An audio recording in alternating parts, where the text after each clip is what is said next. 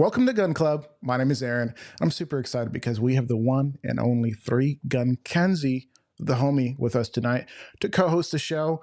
And I kind of want to set this up a little bit, if I may. There's this idea of where this show called the Gundies, kind of like the Emmys, Tonys, Grammys, those award shows that are a little bit self-indulgent, but we appreciate them for what they are. The Gundies, from years and years and years, the Gundies really didn't acknowledge the writing side of firearms. They acknowledged, what did they acknowledge? They acknowledged like the most influential female, creator of the year, video of the year, although you'd think the video of the year would go to like the most influential creator, but I guess not, because you can have a banging video and not be the most influential creator. Say like Prince Shoot Repeat, he had a really great video, the HK slap, if you remember that. But this year, there's a new category acknowledging the writers for all that they do, the writers, which they provide a lot of great information that really isn't going to make it into video form. Some of this stuff that's a little bit more monotonous and mundane, and some stuff that is really exciting. Let's say like the Alien. So let's talk to Kenzie about that, because I think she'll tell you, played a little bit of a role in making sure that we could acknowledge the great writers of 2A content. All right, Kenzie, let's go ahead, rock and roll, and get you on the show. Welcome to the show, Kenzie. Thanks for having me on. It's good to see you. It's been a minute since we've done this.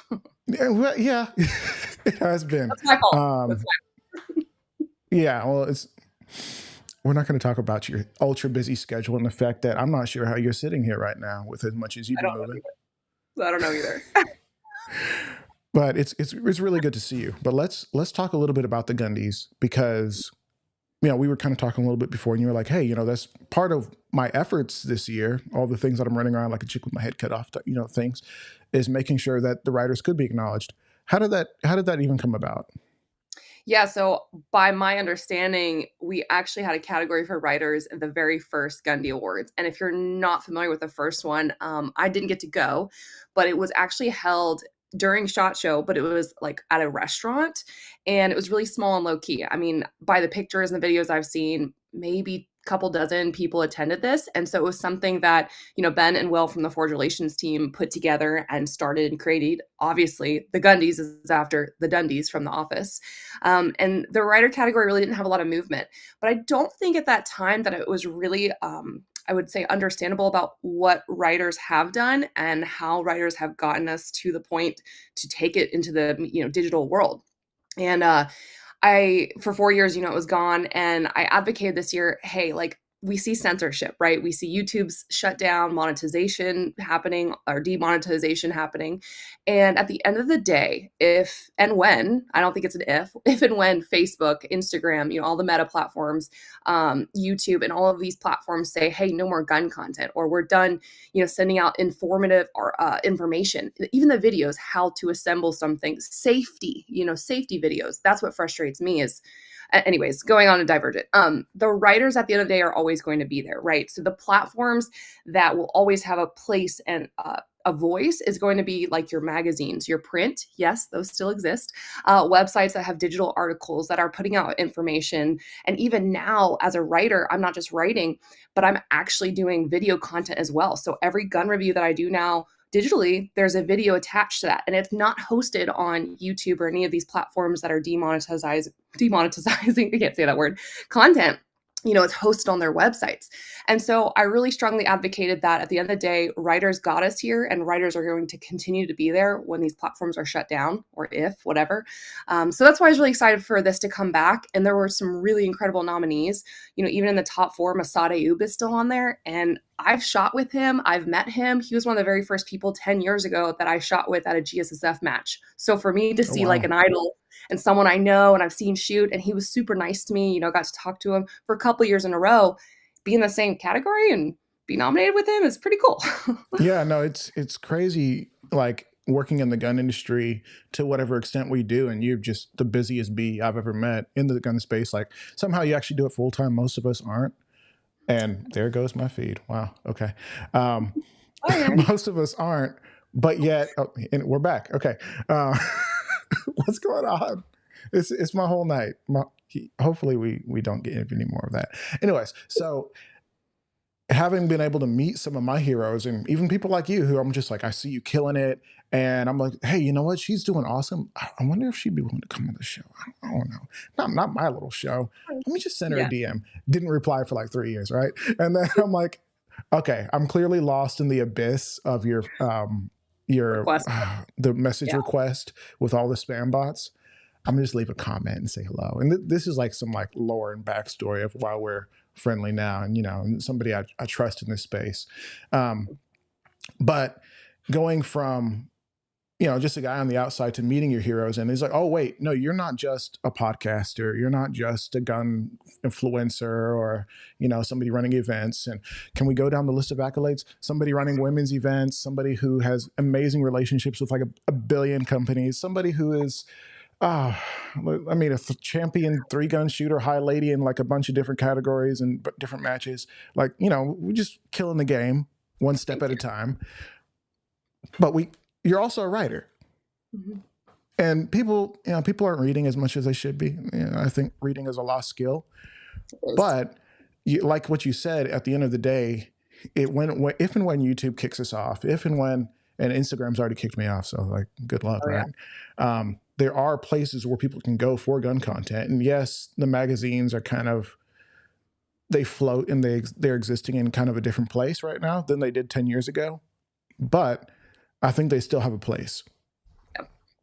100%. I see this in a couple of different spots. Like, I used to write for USPSA magazine, and every member, whether they want it or not, they get print copies sent to their houses, and they get the digital ones. And there's other magazines I've written for too, but where I want to go with this specific topic and why I'm passionate about it is the stories that I started to write or like got better at are the ones that feature and highlight the people that are actually doing the things, right? Like, I got to interview a junior shooter who's now a world champion. That's Morgan. She shoots for Glock now. Like, that's a huge deal. I get to interview junior shooters and parents and kids. And there's not a lot of sports where parents and kids can be on the same squad, shooting the same division, shooting the Well, same yeah, sport. How cool is that? yeah, that's Well, super cool.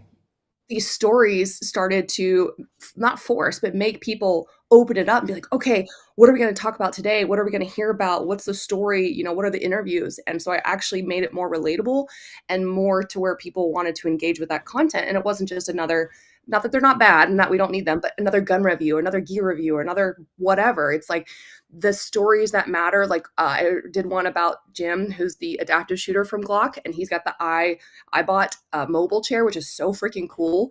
The Battle Buddy 3-gun guys. But anyways, writing these stories that matter is really kind of where I guess I did a better, I don't know. It took off better than most of the other writing reviews and content like that. So that's where I like to go with things, is kind of being a storyteller. I think that's at the end of the day what I was trying to say.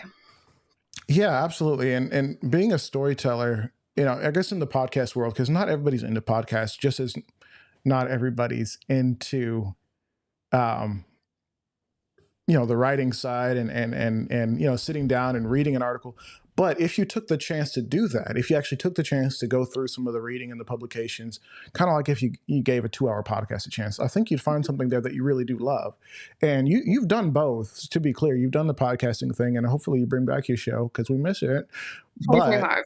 2025. 2025. Okay, I'm I'm holding you going to to. it. I dropped it this year as my one thing I couldn't do with time. Yeah, somebody actually, M. Gabriel, let me make that a little bit bigger. He was saying that he would love some of the articles to be available in text, just like some of the bigger publications. They have that option where you can click the thing and it'll play it for you. Because some of us, we don't want to sit down to do anything. We're kind of on the go and want to listen to what's been written, because it's good information. But some of us are, like for me, I'm actually my learning style is via audio, so it's a little Yeah. easier for me to digest information that way. Do you feel any type of way about that? Do you feel like, hey, I wrote a certain way, I want it to be a certain way? Yeah, so, like, when I write more digestible things, I like to do a list where it's, like, top 5 things that matter, or, top 10 things to know about XYZ. to do, right? But at least it's digestible, and it's something where they can look through this list and be like, oh, I want to learn more about number 1, number 5, number 10, or like, oh, 2 and 5 are things that I don't think about, right? So some of my articles I try to frame in that way. And then it's funny that you're an Audible learner, because for me, I'm actually like a hands-on, have to like touch it, feel it,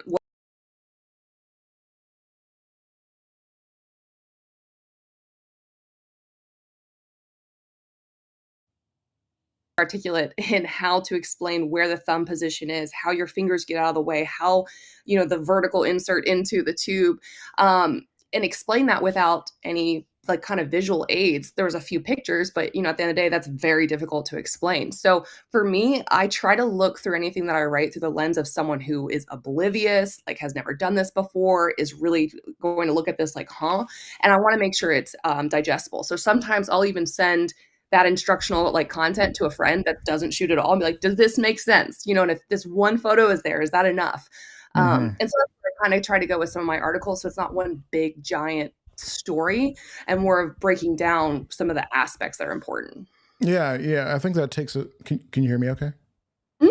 Okay, great. I think it takes a certain level of skill to be able to do that. A certain way of thinking that you have to train, and that's huge. M. Gabriel did say that he wants articles available so he can listen while he's working, and I think that's huge, is being able to do that. And of course, if somebody's impaired in some way or has some sort of disability, or if you have the disability that you're always working all the time, not to disrespect my people with disabilities by saying that little joke. It's just a joke, guys. It's just a joke. Please don't cancel me. Don't cancel. Right, it's over. That's a consideration too. Now, let's kind of talk about your place in the Gundies, because we were talking about it earlier, and I was making a joke. It's like, hey, they're recognizing writers, and you're on the list, being one of the only women in the gun industry. I guess you're the only woman writer who's as good as you. Like, are you the Oh gosh, best? no. There are some really You can phenomenal admit to writers. being the best. It's okay. Oh, I can't do that. I can't do that. I can't do that. No, there's some really phenomenal female writers that have been doing it a lot longer than I have. I would say Mhm. each of us too have a very unique style. And then I think each of us have a crazy different background. Like I know a lot of the female writers now, Becky Yackley is a mom of kids that have been shooting in professionally in world shoots, for years, and has won on teams. And then, Barb Maloney is one that's super, super knowledgeable about rifle shooting and reloading and hunting and like just very nitty gritty stuff that is, I think, a great articles for people that are like more in depth or more into like that extreme level of reloading or detail, right? I think I kind of know my place in the world of what I want to talk about and what I'm knowledgeable about. So I won't Mhm. say can't just be the best of the best. I don't believe that. I just think that there's different areas and genres that we're like pretty good at. Sure. I mean, there's a difference between like Lemony Snicket and like Maxwell, Yeah. if we're talking about like writing. Yeah. And I read both coming up. Me too. And yeah, you see. So, just thinking about it, but I did want to acknowledge that it's cool that they're letting women in the room, as if the gun industry has never been good to women ever. Yeah. But there have been instances that you've kind of experienced, not to make this like a session, right? But like there's been instances where you've had to kind of put your foot down and be like, hey, I know you're inviting me somewhere, but if there's literally no women on stage, there's like 40 people being recognized, 20 people being recognized, and there's not a single woman on stage. I'm not like crying diversity, but like Yep. none. There's Yep. not one. You don't know any. Like, Yep. I just had this conversation about the thing that we're talking about with someone high up there in person 2 weeks ago at the range event. So, you know, I get that it's not something that people are intentional about of inviting minorities or women or just capturing the audience or the population that we have in the gun community, right? mhm. Because It's one just telling person, stories, man. yeah, like one person, if could needs to represent basically our population. Or if it's 10 white men, fine, that's the population. But then maybe, one African American, one female, one junior shooter, one elderly shooter, one, adaptive shooter. And that's the thing too, is like, even when I went on the goals conference and I was on the competitive shooter panel, I pointed this out live, sorry. But I even said to my adaptive shooter in the back, Steele, I was like, hey, dude, I don't know why you're not up here. Hopefully next year they put you on stage because you are a representative of the adaptive shooters, and I don't understand why you're not up here, right? Like that's a total miss for the community. So, Hmm. um, And there's anyways, I so know many people had really awesome adaptive shooters. Like I've interviewed a few. Well, I say a few, at least one, yeah, and there's so many more that I've not even seen. And there's a guy who goes by the Nub Gunner. yep. He's just super cool. Um, and it's just like, hey, we should probably show you guys a little bit more love. Like I understand, like it's so unconventional and so different, but you guys are like playing life on hard mode, and you're killing it. It's interesting because I've seen Bubba shoot, with his feet, like, so they would put chairs, like little foldable chairs, he doesn't have arms. Oh, it's All right, phenomenal. well, It's yeah, so cool. So he'll actually grip the gun, like, with his big toe and his secondary toe and actually fire the gun, and then he'll stand up and move, and there's obviously people that help him, handle the gun as he moves, but I've shot with him. I've seen Nubs, online, of course. I've gotten to like, see Jim online. I've got to shoot with steel, but then there's, a friend of mine too that has his hands burned, and he was burned years ago. He's still having surgeries. And we talk about the guns that he can and can't use, certain PCCs, like how does he grip it? Like he has kind of a thumb left, you're not And talking about crispy, are you? no, but Different guy. Crispy was at the event 2 weeks ago Yeah, too. And so where I'm going with this is every single match, event, whatever that I have been to in the past like several years has an adaptive shooter. So actually, for me, uh, I've seen this be represented everywhere. It's more common now for me to see an adaptive shooter than not. So like I said, Crispy was literally at that event 2 weeks ago. There was another person that had the iBot too. I didn't yeah. recognize him, but cool. So that was two people there. So I actually think they're just as, I think represented as females. I mean, there was more of them than there are of females sometimes at these events now, which is cool. Yeah. No, I think that's freaking dope. And I guess, do you feel like nature is healing? Because I feel like, forgive me if I'm wrong, but I feel like we kind of went through this thing where I guess the old guard of the gun industry was just like, we've had too much Obamas, we've had too much DEI, we've had too much, whatever DEI was called before DEI was a thing, affirmative action, whatever.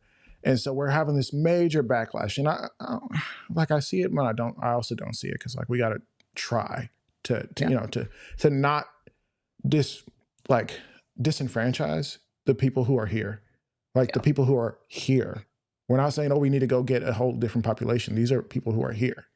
Correct. And do you feel like that was part of it? He's like, hey, well, women are cool, but they're just a bunch of gun bunnies, and we're not with the DEI? Or do you think we're just kind of slow to accept women in the space, period, even though they're everywhere? I think there is a couple different things. I think there's been women the whole time that haven't had a platform or maybe had the spotlight as much. Like Julie Gollop obviously has, and she's done a great job and she's a great shooter. But you can't think of a lot of them because they aren't gun bunnies. They don't have a bajillion followers because of their clothing or whatever, right? And Hmm. so it's just something where I think that the women have always been there. Now more than ever, I think people are sick of the women that are representing us too. Like people like me, they're like, okay, I don't care if it's not me on a cover, it's not me winning whatever it is, or me being in the top five, as long as a woman is represented. I just want some woman that I respect that actually like shoots or knows her stuff or can build a rifle or can hunt, right? The Christy Titus is up for Outdoorsman of the Year. Outdoorsman, not Mm, outdoorswoman. mm. Still cool Well, because yeah. Chrissy's a badass. And Joshua, thank you. I love you. Anyways, where I'm going with this is I think they've been there. And I think now more than ever, brands are partnering with the right women to bring them more into the spotlight. They're Yeah. actually seeing legitimacy of some of these women that I live this lifestyle. It's not something where I'm like, oh, this is cool. Let me do it. It's like I care every day. I hunt to eat my food. I grew up hunting. I love the outdoors. Like I am who I am. So it's not something where it's like, this is just me trying to be cool. This is literally who I am. Yeah. Now, I want to talk about something a little bit more controversial. And this, maybe you have to dance a little bit to avoid like offending people, or maybe you're just a bold son of Here a we go.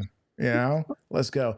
I was at an event, and I was having a conversation with another lady who's a competition shooter, and they were kind of griping, and maybe this was just like projecting a little bit. They were like, oh, Staccato used to be like a family brand where they were all about like representation of like the family unit, and like, yeah, we're going to use this $2,000 to $4,000 gun to defend your family on your ranch. Probably not the best option for a ranch gun, but okay, do your thing, buddy. But now, they're kind of pushing in more of the gun bunny direction. With they stole Michelle Vespucci. Am I saying her name right, from Glock? Viscusi, yeah, from Glock. Viscusi, whatever. Let me not disrespect her name. And I was like, I've never seen her shoot, but I'm pretty sure she's okay. And I feel like I didn't personally see her as a gun, but he's like, well, there's like is that I'm going to ask you the question. You can dodge it if you want. Is there some sort of through line that she's more of a gun bunny than a true competition shooter? Or is that a rumor? Is that what people are saying? Or is this like, Yeah, are they just no, being jealous?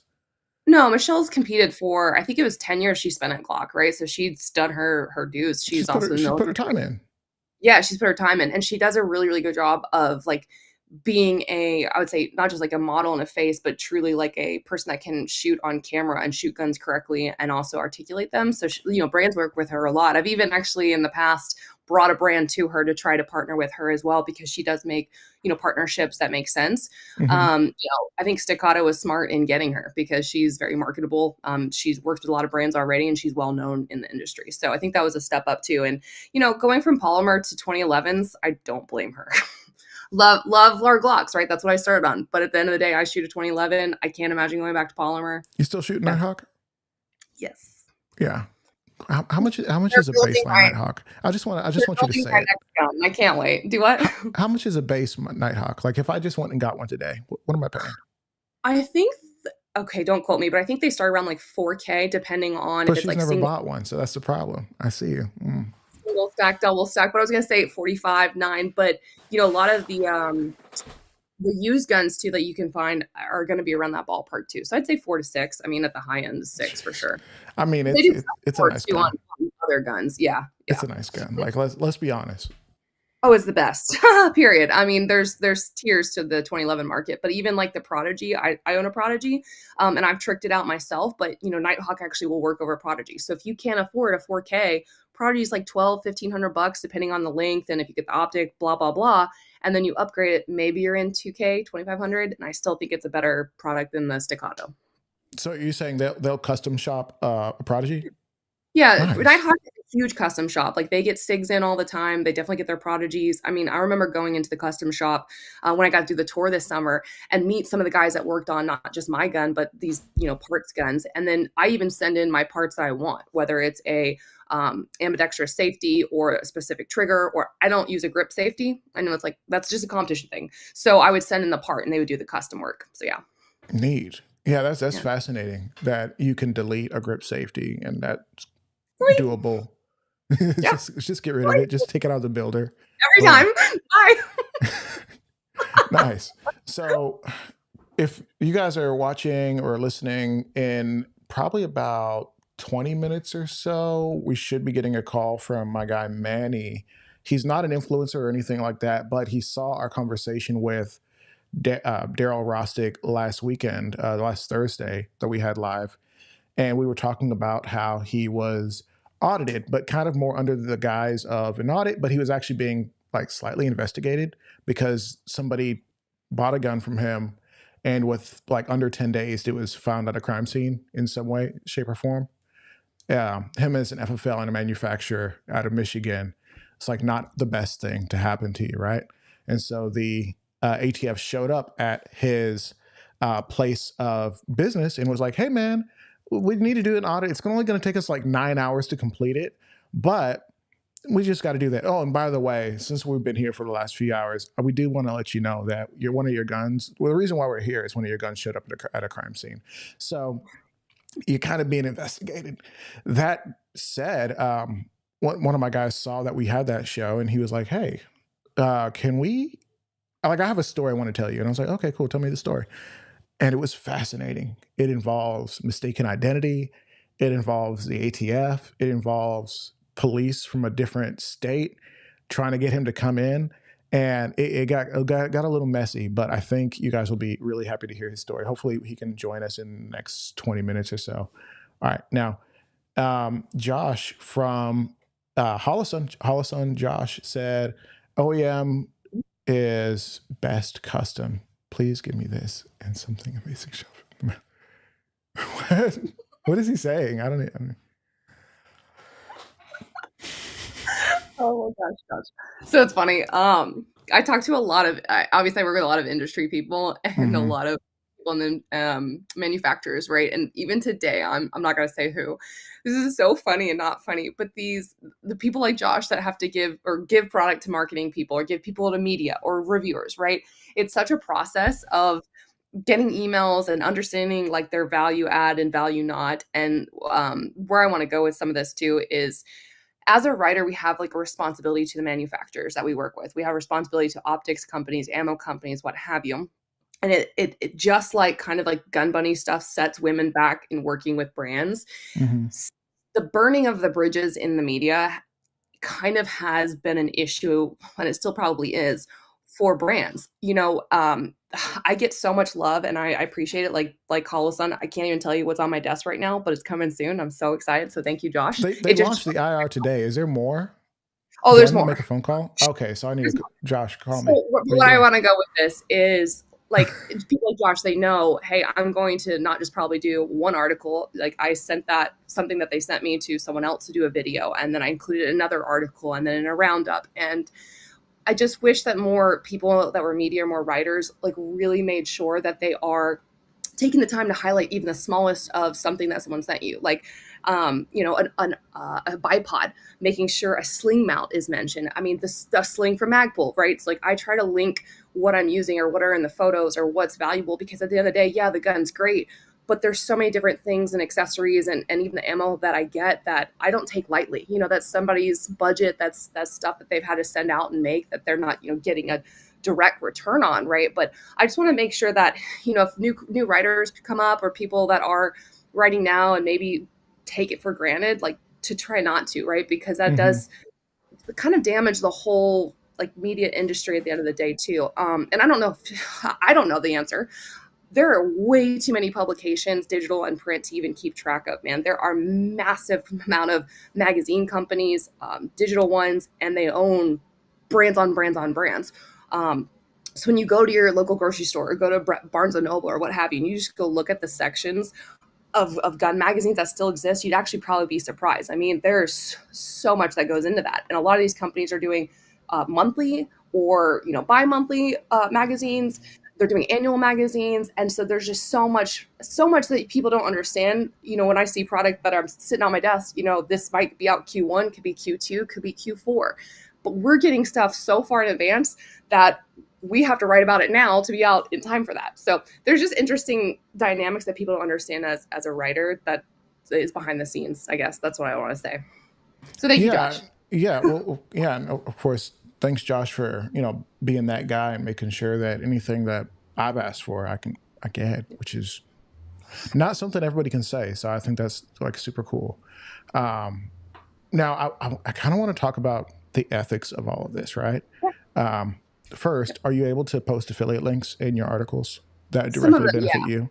Yes, that directly benefit me, but most of the ones that I write for, like Wideners, the AmericanFirearms.org, they would disclose this at the very beginning, very, very beginning, before you, like after the byline by Kenzie Fitzpatrick. It would say, links here we get a commission from, so it's a disclaimer from the very get-go that people understand like they are making money on recommendations, right? Hmm. um, and that's very, very important too, because at the other end of the spectrum too, I've disclosed like, hey, this company sent me XYZ. So like I just did a whole hunting article where I wrote, this was sponsored by like the gator hunt, this Hmm. guide, this optic company, they provided the scope. And so I'm recommending it. But, at the same time as like as a writer, I prove the value of it as well.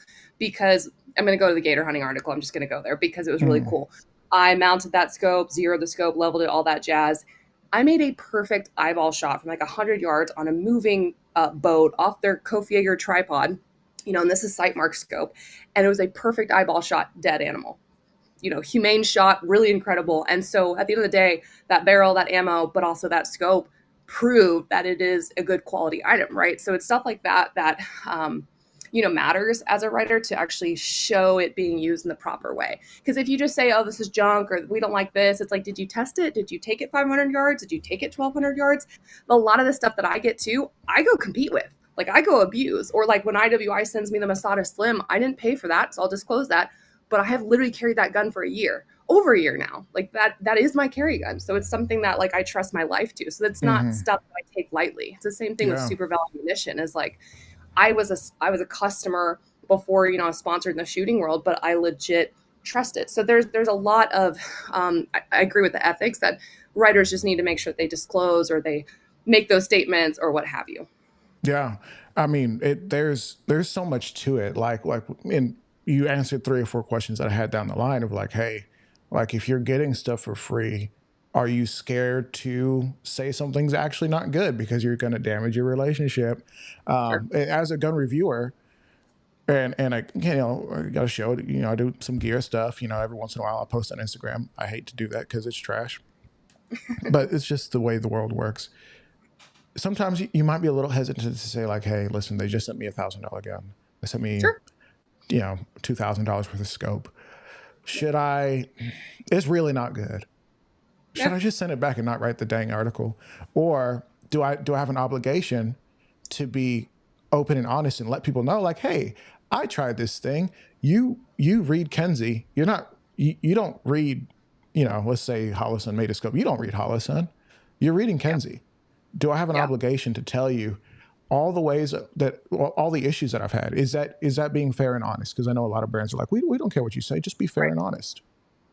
There's a lot of integrity that has to go into that world. So stuff that I do, and I'll just like bring up one gun.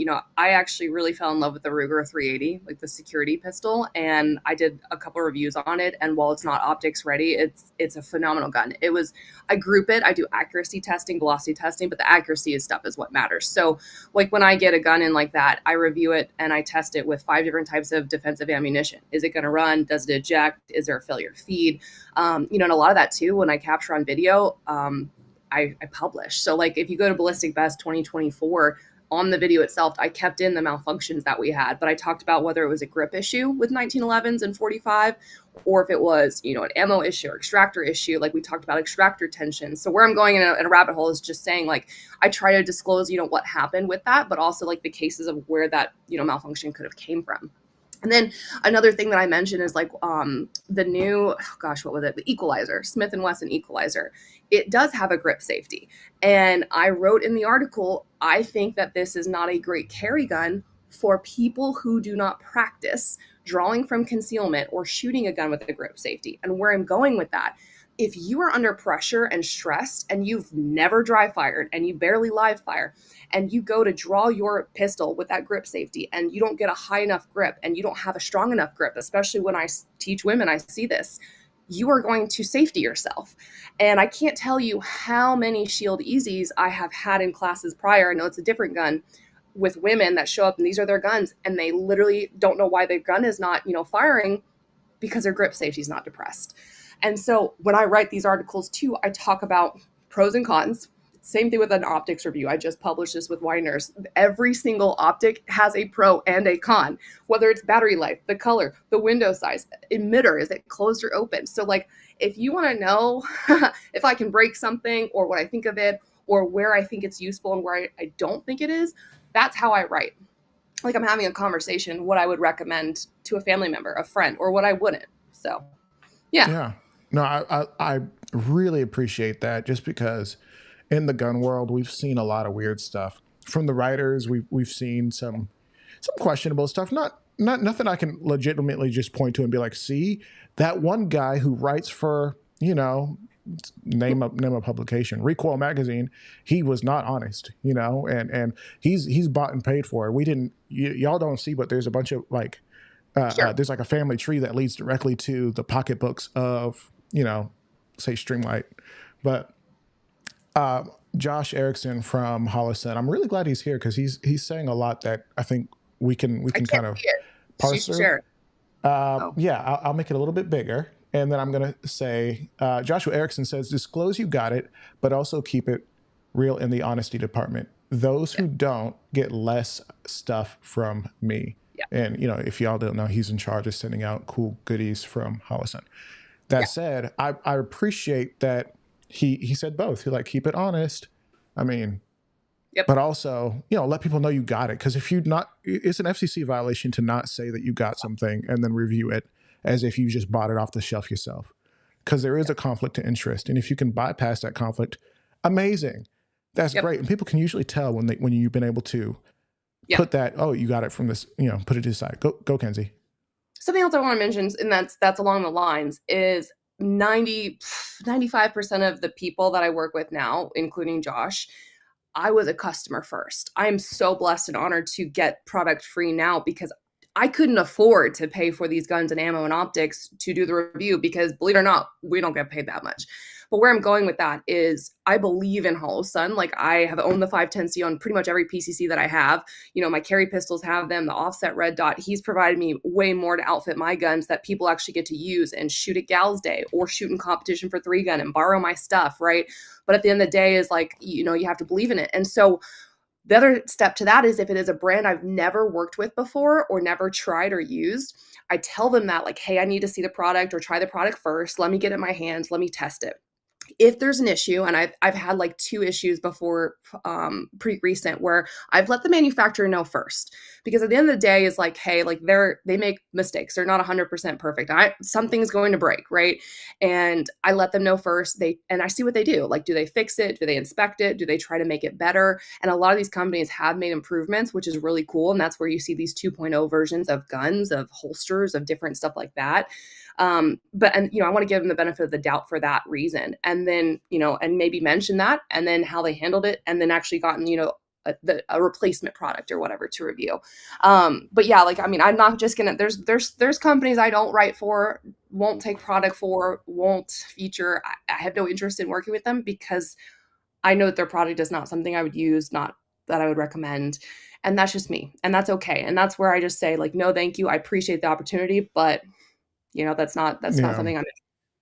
Yeah, Yeah. as an up and coming reviewer, I've had a few people reach out, and I've gotten some products in that I did the review, and I'm just like, I'm not really happy with the way this turned out. Not because the product is just horrible, but I feel like for a company with this reputation, I didn't push the product hard enough to really prove that this is the leaf that has been turned Yeah. for the company, and going forward, they're going to be amazing. Because everybody knows Holliston wasn't like the bee's knees when they first started, and now they're Well, good. In fact, they're where great. I'm exhausted with that is even with the new Kimber release, I Oh, understand, fun.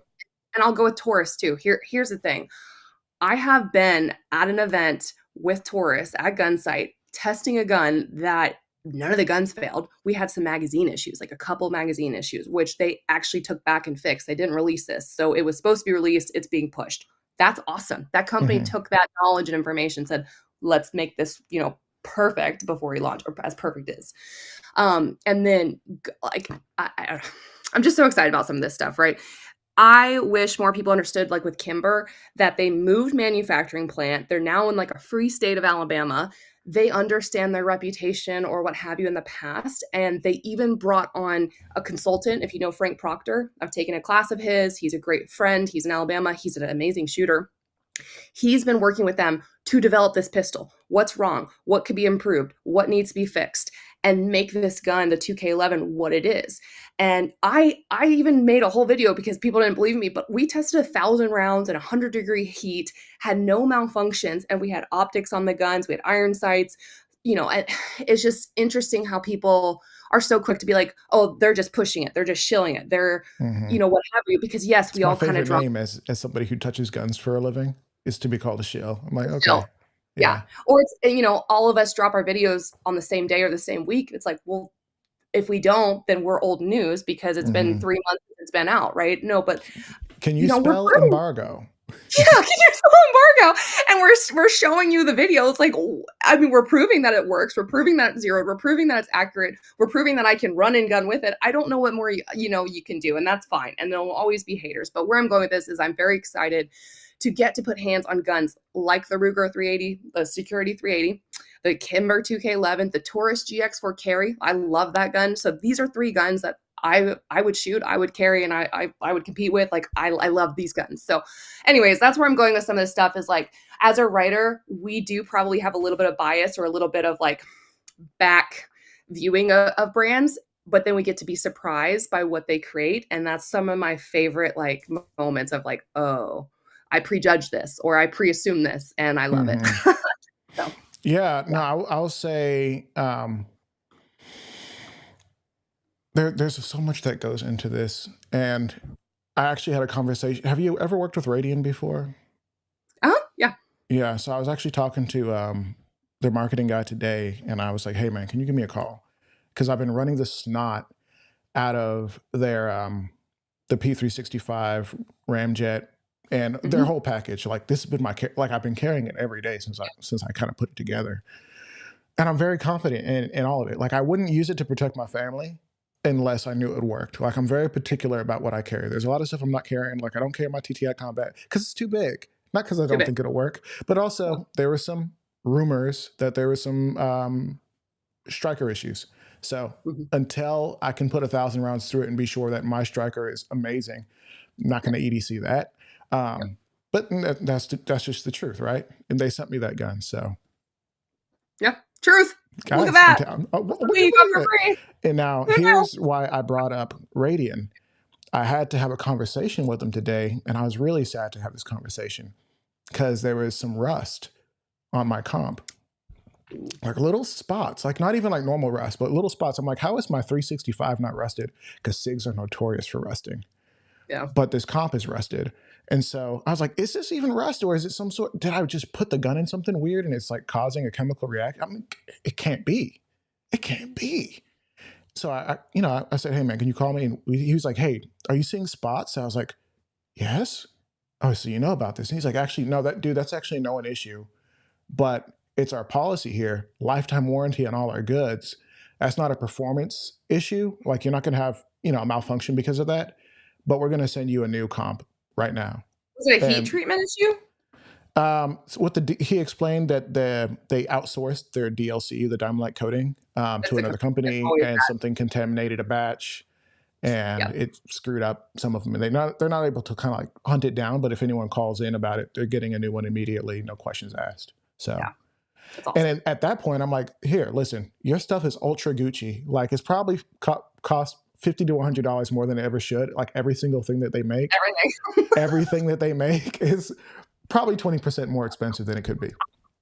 It's made in America. Like, what are you going to do? So, Yep. but it's amazing. So the fact that they're like, hey, listen, you buy another one? No, No.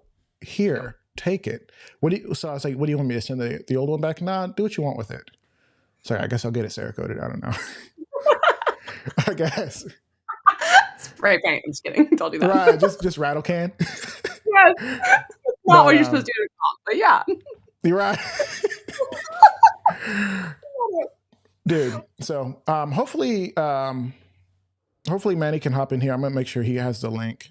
Because I'm just While seeing you're doing that, then I'm gonna give a hype to all of the writers too. Is that the guys that are creating videos and video content, and we're doing that too now, right? But they are taking time to video or they have a camera person, right? A lot of us writers, we struggle because we have to provide high quality resolution images, whether it's for print or digital, especially on the print side. And a lot of us do that photography by ourselves. I know people that set up tripods and take their own photos of themselves, somehow capturing, the brass ejecting or the suppressor, having those gases come out or what have you. And it's very challenging. We also have to learn how to photo edit.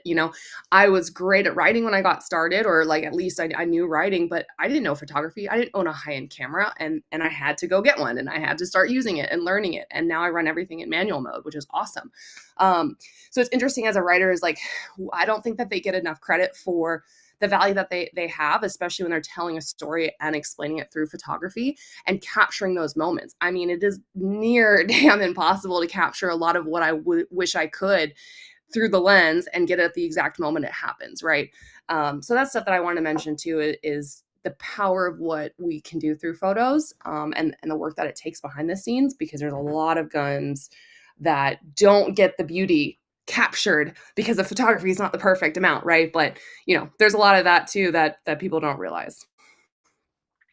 Yeah, no, that's you're absolutely correct. I mean, even just as a newer gun tuber, I've been blessed to have cameraman Nate kind of with me on most things. It's made my trips twice as expensive, but it's been so worth it to be able to capture like crazy looking stuff because you have somebody else holding the camera. You don't like just setting up a tripod and be like, all right, Don't My fall. girl Kelly, my girl Kelly saves me now. I taught her how to use my camera. I taught her how to film. I taught her how to do stuff. So I'm so glad. And she's great at editing when she was doing the editing on some videos. But anyways, yeah, like hiring someone to help and capture it 10 times faster, but way Hmm. better Oh too. yeah, So so yeah, much better. And shout out to the cameramen who get no credit no for any credit. of it, like because they're not in front. No one ever knows their name, unless you're like Grand Thumb's boys, who they hop in front of the camera from time to time, and now they have I'm their own channels. I'm still salty. The back of the goals conference, the GOA's like I guess packet or booklet or whatever when you walked in, my photo, no credit, no tag, no payment, What? logo. Yeah, it has like the classic firearms logo because that's where the GOA Canic and the Canic logo where you could buy it from. But I took that photo of Mr. Big Kid on the back and it's freaking cool. But Yo, nobody knows he's how awesome, by the way, Mr. Big Kid. Shout out. he's local to me. Is he really? You need to watch Ballistic Best 2024 because he was one of my judges. I got to bring him and it was so much fun. There's a blooper that they ended up cutting because it was just such a long, long, long video that makes me giggle. I have to send it to you because it's my favorite. But yeah, he's local to me and we're planning another collaboration soon, just him and I. But yeah, good Tell him people. I said hi. In fact, I'll I tell him I will. said hi for you. So No, I here, will. guys, here's a special treat. We have my guy Emrod with us. He's on the line. But here's what I'm gonna do because I actually have to take a bathroom break. No lie, I gotta go. Like Okay. I've been running and gunning. So what I want my co-host Kenzie to do is you haven't heard this story before, so it's gonna be fun for you to just have a conversation with him and kind of let him rip. So I'm gonna bring him on and I'm gonna let you guys work. Here we go. Man, Hey, how how you are doing? you? I'm good. Where are you joining us from? Huh? Oh, where are you joining us from? I'm from Pennsylvania.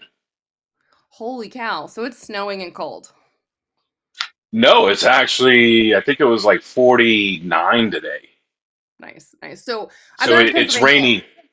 It's raining. I was about to say I've been up there quite a bit. That's actually where I took my Frank Proctor class. But it's beautiful. But your state gun law stuff is hot trash. We'll just say that. It is. It is. Yeah. A lot of people believe that Pennsylvania is such a gun-friendly place, and in reality, I believe Pennsylvania ranked about. It almost made the top 10 of most strict gun law state, I guess. Yeah, people don't believe that. I go up and visit IWI a lot, and they're near Harrisburg and whatnot, and it's brutal on some of the taxes too. So yeah. Yeah. Yeah. All right, so we're telling your story, which I have no idea about, but I saw some of like the crazy headlines. So can we even back up to how we almost got a felony, did get a felony? Like what happened here? Because I don't know. Well, yeah. So it was insane how it happened, honestly. So one day I was coming back home from a buddy's house. We were shooting, so I had basically just about all my guns in the car. I had a bunch of ammunition, and I get pulled over. The state trooper is real cool about everything. Obviously I gave him my permit. I told him what I had in the car, and he's like, "Oh, don't reach for anything. We're good to go." And I was like, "All right, cool." So he was fine with everything. Um, he ran. It was my fault, so I did go over the speed limit a little. So I'm not gonna, get upset about that. But uh, he came back with the ticket. Um, he let me off with like a 5 over or something like that, so it wasn't bad. But he told me he goes, "Hey, just so you know, you have a warrant under your name." And I said, "What? Uh, that's impossible. I haven't done anything that I need. That I have a warrant that would warrant a warrant, right?" Uh so he's like, "Yeah." He goes, "But it's non-extraditable, so we don't have to take you in for that." And I said, "Well, I would hope not. I have all my stuff in the car here, and that would really suck." Um, So I asked him, I said, "Where's this warrant from? And what is it? Do you have any information on a warrant?" So he goes back to his cruiser, comes back to me, gives me all the information on it. So basically, what happened was someone in Virginia got stopped, and he has my same name and somehow had my same birthday. I don't know. So they, for some reason, the warrant was put under my name. Ooh. I don't know how that happened, but so I, made a couple phone calls, try to figure some stuff out. I didn't make too much of a big deal about it because I'm like, well, I'm never going to go to Virginia, really. I, I'm not going to worry too much about it right now. So I kind of put it off. Well, I was trying to purchase a firearm one day, and it came back to bite me. And so I'm sitting there. They run the NICS because that's what we use here in Pennsylvania is the NICS system ran by the state troopers. Yeah. Well, it comes back that I can't buy a firearm. And they said I had a felony under my name. That's what the NICS system said. And I said, you got to be freaking kidding me. I'm like, that's impossible. So Which after they that don't believe day, you, by the way, because I'm sure everybody's heard there's no way, that's oh, impossible. yeah, Yeah, no. They're like, sure, guy. yeah, yeah. Sure. Yeah, of course. They heard every story in the book, right? So they're not going to believe you. Um, so finally, I start making phone calls, and I'm like, I got to handle this because this really, this is going to be a thorn in my flesh. I can see it now. So I start making phone calls. I'm talking to. I try to call their district attorney, everybody. Like I was trying to get everybody in the line. Basically, they gave me a whole runaround. There was no straight answer ever. But they were like, well, we need you here so we can determine that it's not you.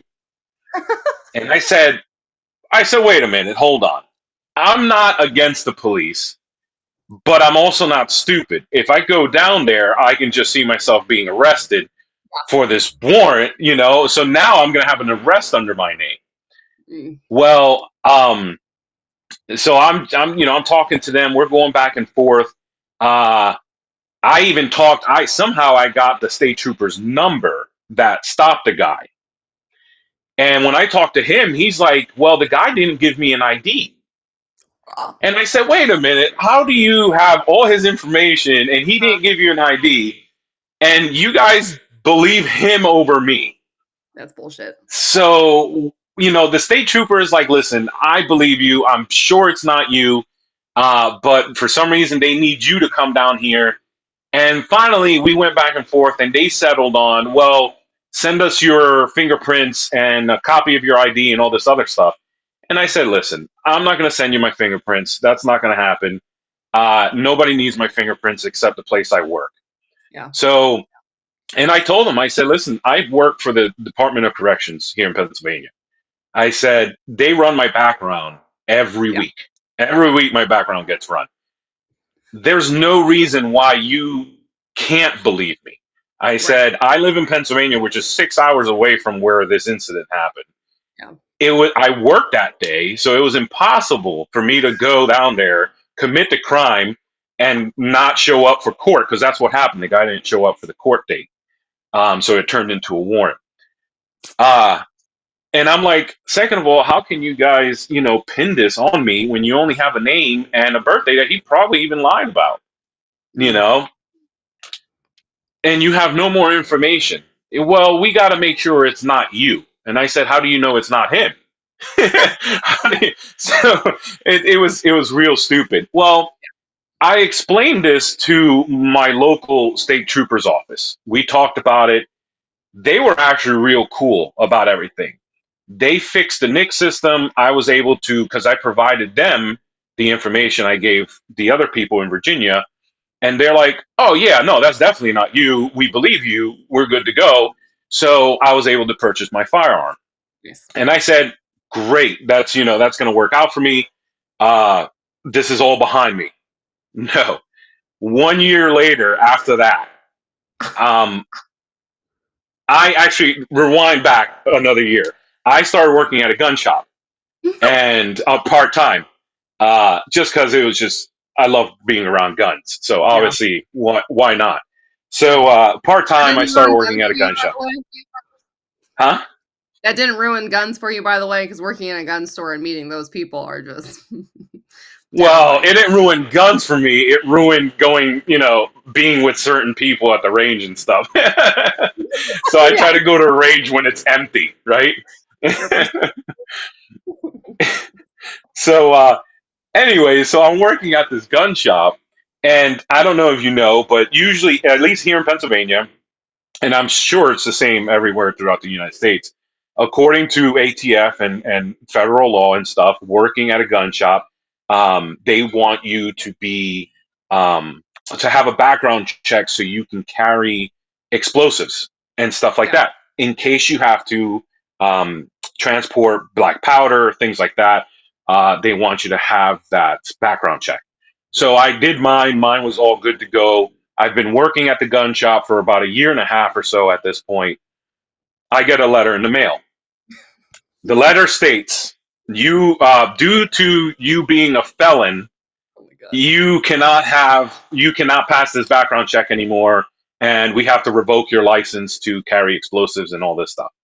Oh my And god. I'm like, you got to be kidding me. So now my battle is with the ATF. So I call them up. Funny enough, I do give this lady credit. She was a very nice lady. I forget her name. It's in my emails. I saved everything.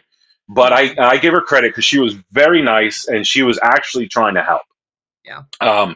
She was retiring though, so I'm assuming that's why she was just in good spirits. She was about done. So, so she's on the phone. We're talking. We're going back and forth. I'm giving her all the information I gave the state troopers again, going back and forth. Then she's telling me, well, I need to pass this up to the FBI. So now the FBI is involved. So they start talking. They're back and forth. She's trying to explain to them everything I explained to her.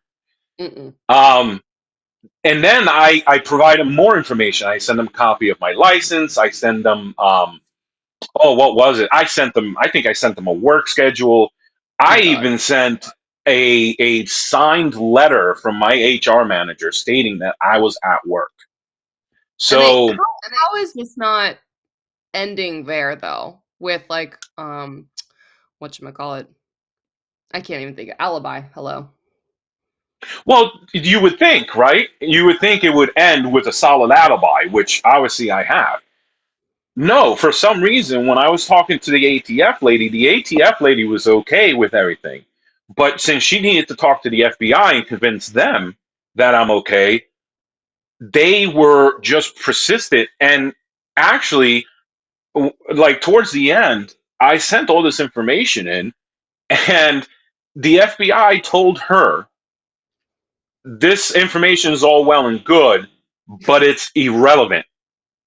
That's literally what they told me, that it was irrelevant.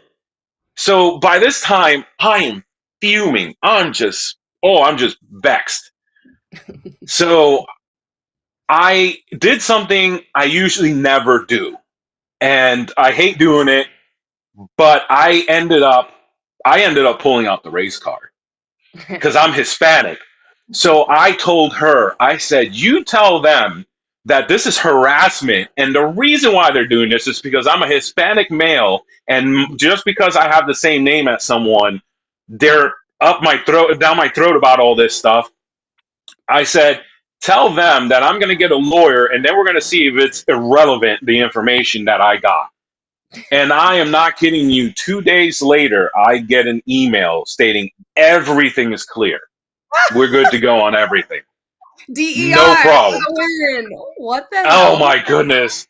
That's the only time I ever used that. I was so upset, man. Can you imagine being a white male though? Like what if that and then where do you go? Where would this have ended? Yeah, exactly. And just like I told him about it the other day because I told him the story. It's like if I didn't pursue this Yeah. or I didn't ask questions or I didn't make phone calls, I wouldn't have been able to own guns. And on top of that, if I would have let this go, what if I would have been caught with a firearm in my car later on? Yeah. Would I have been arrested? Would I have been thrown in jail for being an actual felon now because of that situation? Do you carry any sort of firearms or carry insurance? No, and I have been looking into a few of them. Oh I my know. God. Oh my God. All right. So I'm not going to turn this into too craziness, but I have had and worked with several brands over the years. Like USCCA was one, but they ended up changing everything where it used to be like an insurance and then it's now like, I don't even know. It just changed such iterations that now I can't even understand if it would back you or not. I use firearms legal protection. There's X insurance. You, after being through this experience, like it shouldn't take this to think about it, right? But in Yeah. situations like this, like firearms legal protection is not just if you had to like defend yourself with a firearm. They ensure situations that are like this where you might need a lawyer or maybe you use your hands or a car or a knife or whatever. And I'm assuming sure at work, like I know like corrections facilities, obviously you can't carry weapons into those places. You gotta Yeah. fight with words and friendliness. Um, oh my God, but I would start thinking about that kind of situation too. Oh yeah, no, definitely. I have been thinking about it, and I'm seriously considering it here as soon as, obviously I get the flexibility to get into that kind of stuff. Talk to me when you need to. But okay.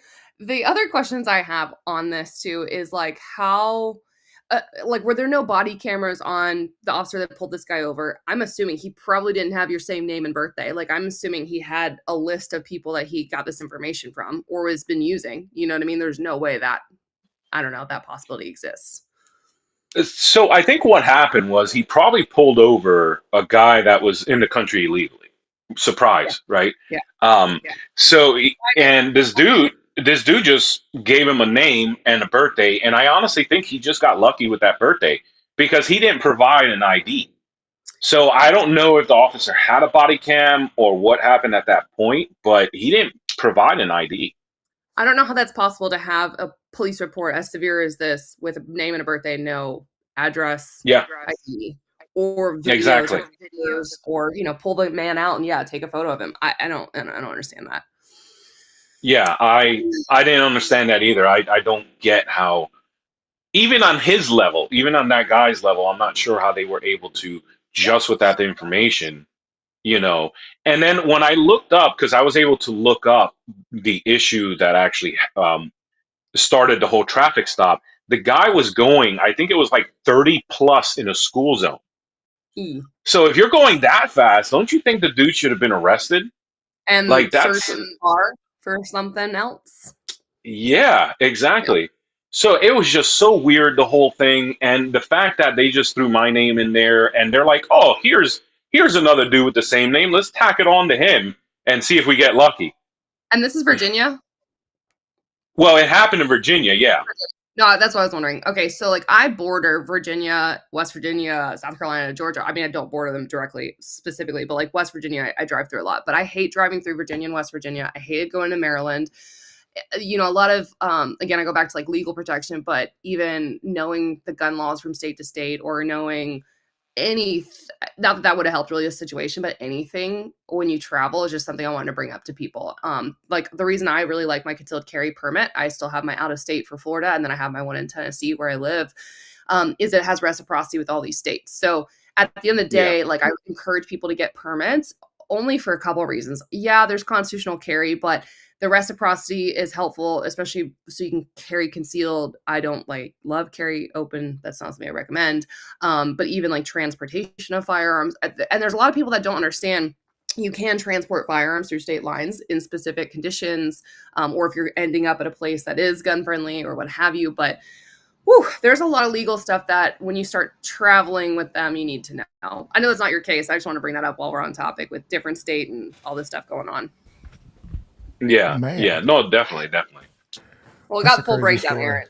That's Yeah, no, friggin' I was watching the whole thing. I I was just like, figured oh. that's friggin' insane. No, it's nuts. And I'm glad you're good, Manny. Like I'm glad that they were able to finally drop everything and you're not like serving time or Did you get paying fired? fines. Yeah, huh? Did you get fired from the gun store? No, no, actually, my boss is real cool about everything. He's like, "Oh, don't worry about it." He goes, "Once you get everything situated, everything's fine." So, Good. because he knew what was going on, and I explained to him, and I also told him the whole story about me, being at work and stuff. So, and like I Yeah. said, they run my background every week at work, constantly. Yeah. Actually, I think they run it multiple times a week, so I can't hide anything from my job. Right. It's nuts. Absolutely bananas. And dude, I'm glad you got a chance to come on and share this story just because I mean, what's the takeaway from this? I mean, there's so much like, hey, be careful because you can't necessarily trust some of these big government entities and organizations and departments and agencies to always do the right thing. And the right thing isn't necessarily doing some crooked thing because I don't think anyone was trying to really get you jammed up, except that the guy on the scene didn't get enough information to actually properly identify one person and not another person in a country full of over 350 million people. Do you think potentially there's two Manny Rodriguez with the same exact freaking birthday? Like, what do you think? Maybe there would be. Maybe. I mean, I don't know. My SOT, I won't say her last name, but we have the exact same first name. We're literally like 3 days apart in birthday. And when I moved to the area, like she's a fellow writer that knew me and knew of me, and then we finally met. But I'll call the SOT, or she'll call our SOT, and she'll be like, all right, my name is blah, blah, blah. You know, I'm picking up a can. And they're like, you know, 3 again, Kenzie? Like, this doesn't sound like you. And she's like, no, the other one, you know. And it's kind of funny and ridiculous, but like truly that anomaly does exist. I think coincidences exist. I don't know about yours. That makes me feel like he has a list of like names and birthdays from the internet. I don't know. But where Aaron, I liked what you brought up. Like, what did you learn too? I really, really love that you advocated yourself to not give up your fingerprints and to not like hand over just information freely to these, like you said, these entities and let them bully you. Because Aaron, I know we haven't talked about it. I don't know if you saw it, but like my TSA experience with my gun case, they demanded my key. The suppressor was in there. So basically I was a forced felony on me in a New Orleans airport. Like they're bullying gun owners into these situations that are not okay and not right. And if you don't advocate for yourself and really push it, like, yeah, you could be in worse shit, to be honest. Mm-hmm. No, absolutely. Oh yeah, definitely. Dude. And like Manny, you said, it's so easy to get hemmed up. Yeah. Absolutely. What I kind of wanted to add is I'm glad you didn't go down there because as you could imagine, potentially, and I'm not saying this would have happened 100%, but potentially they might have said like, hey, you know, while you're here, we do have a warrant for your arrest. So we're going to need you to stay. Exactly. And there's a lot of people who go to get like literally they're missing work. Their entire life gets screwed up because they miss work, because they've been arrested, and now they have a criminal record, and all sorts of things are stacking up because sometimes they do stuff, you know, let's be honest. But in your case, you know, innocent guy getting hemmed up for what? But dude, thank you so much for coming on and sharing. Was there anything else you wanted to add, or did you want to promote anything while you're here? No, well, I wanted to give a shout out for the gun shop I worked at and Hammer Down Armament in Belfont. They're great. If you guys need any Cerakoting, they do a phenomenal job. You can tell them Manny sent you. But anyways, you know, and it is just as easy. You know, it probably wasn't even the cop being a jerk or anything like that. I do feel like to a point, some of these, you know, cops and some of these laws and the way they train them, it needs a little reform because, you know, he's almost just pushing through and you know, forget about the information I collected. I got a name, I got a birthday, I gave this dude a ticket, move on to the next guy, you know, and it's like now an innocent dude is going to suffer for that because, you know, or however they process it, you know.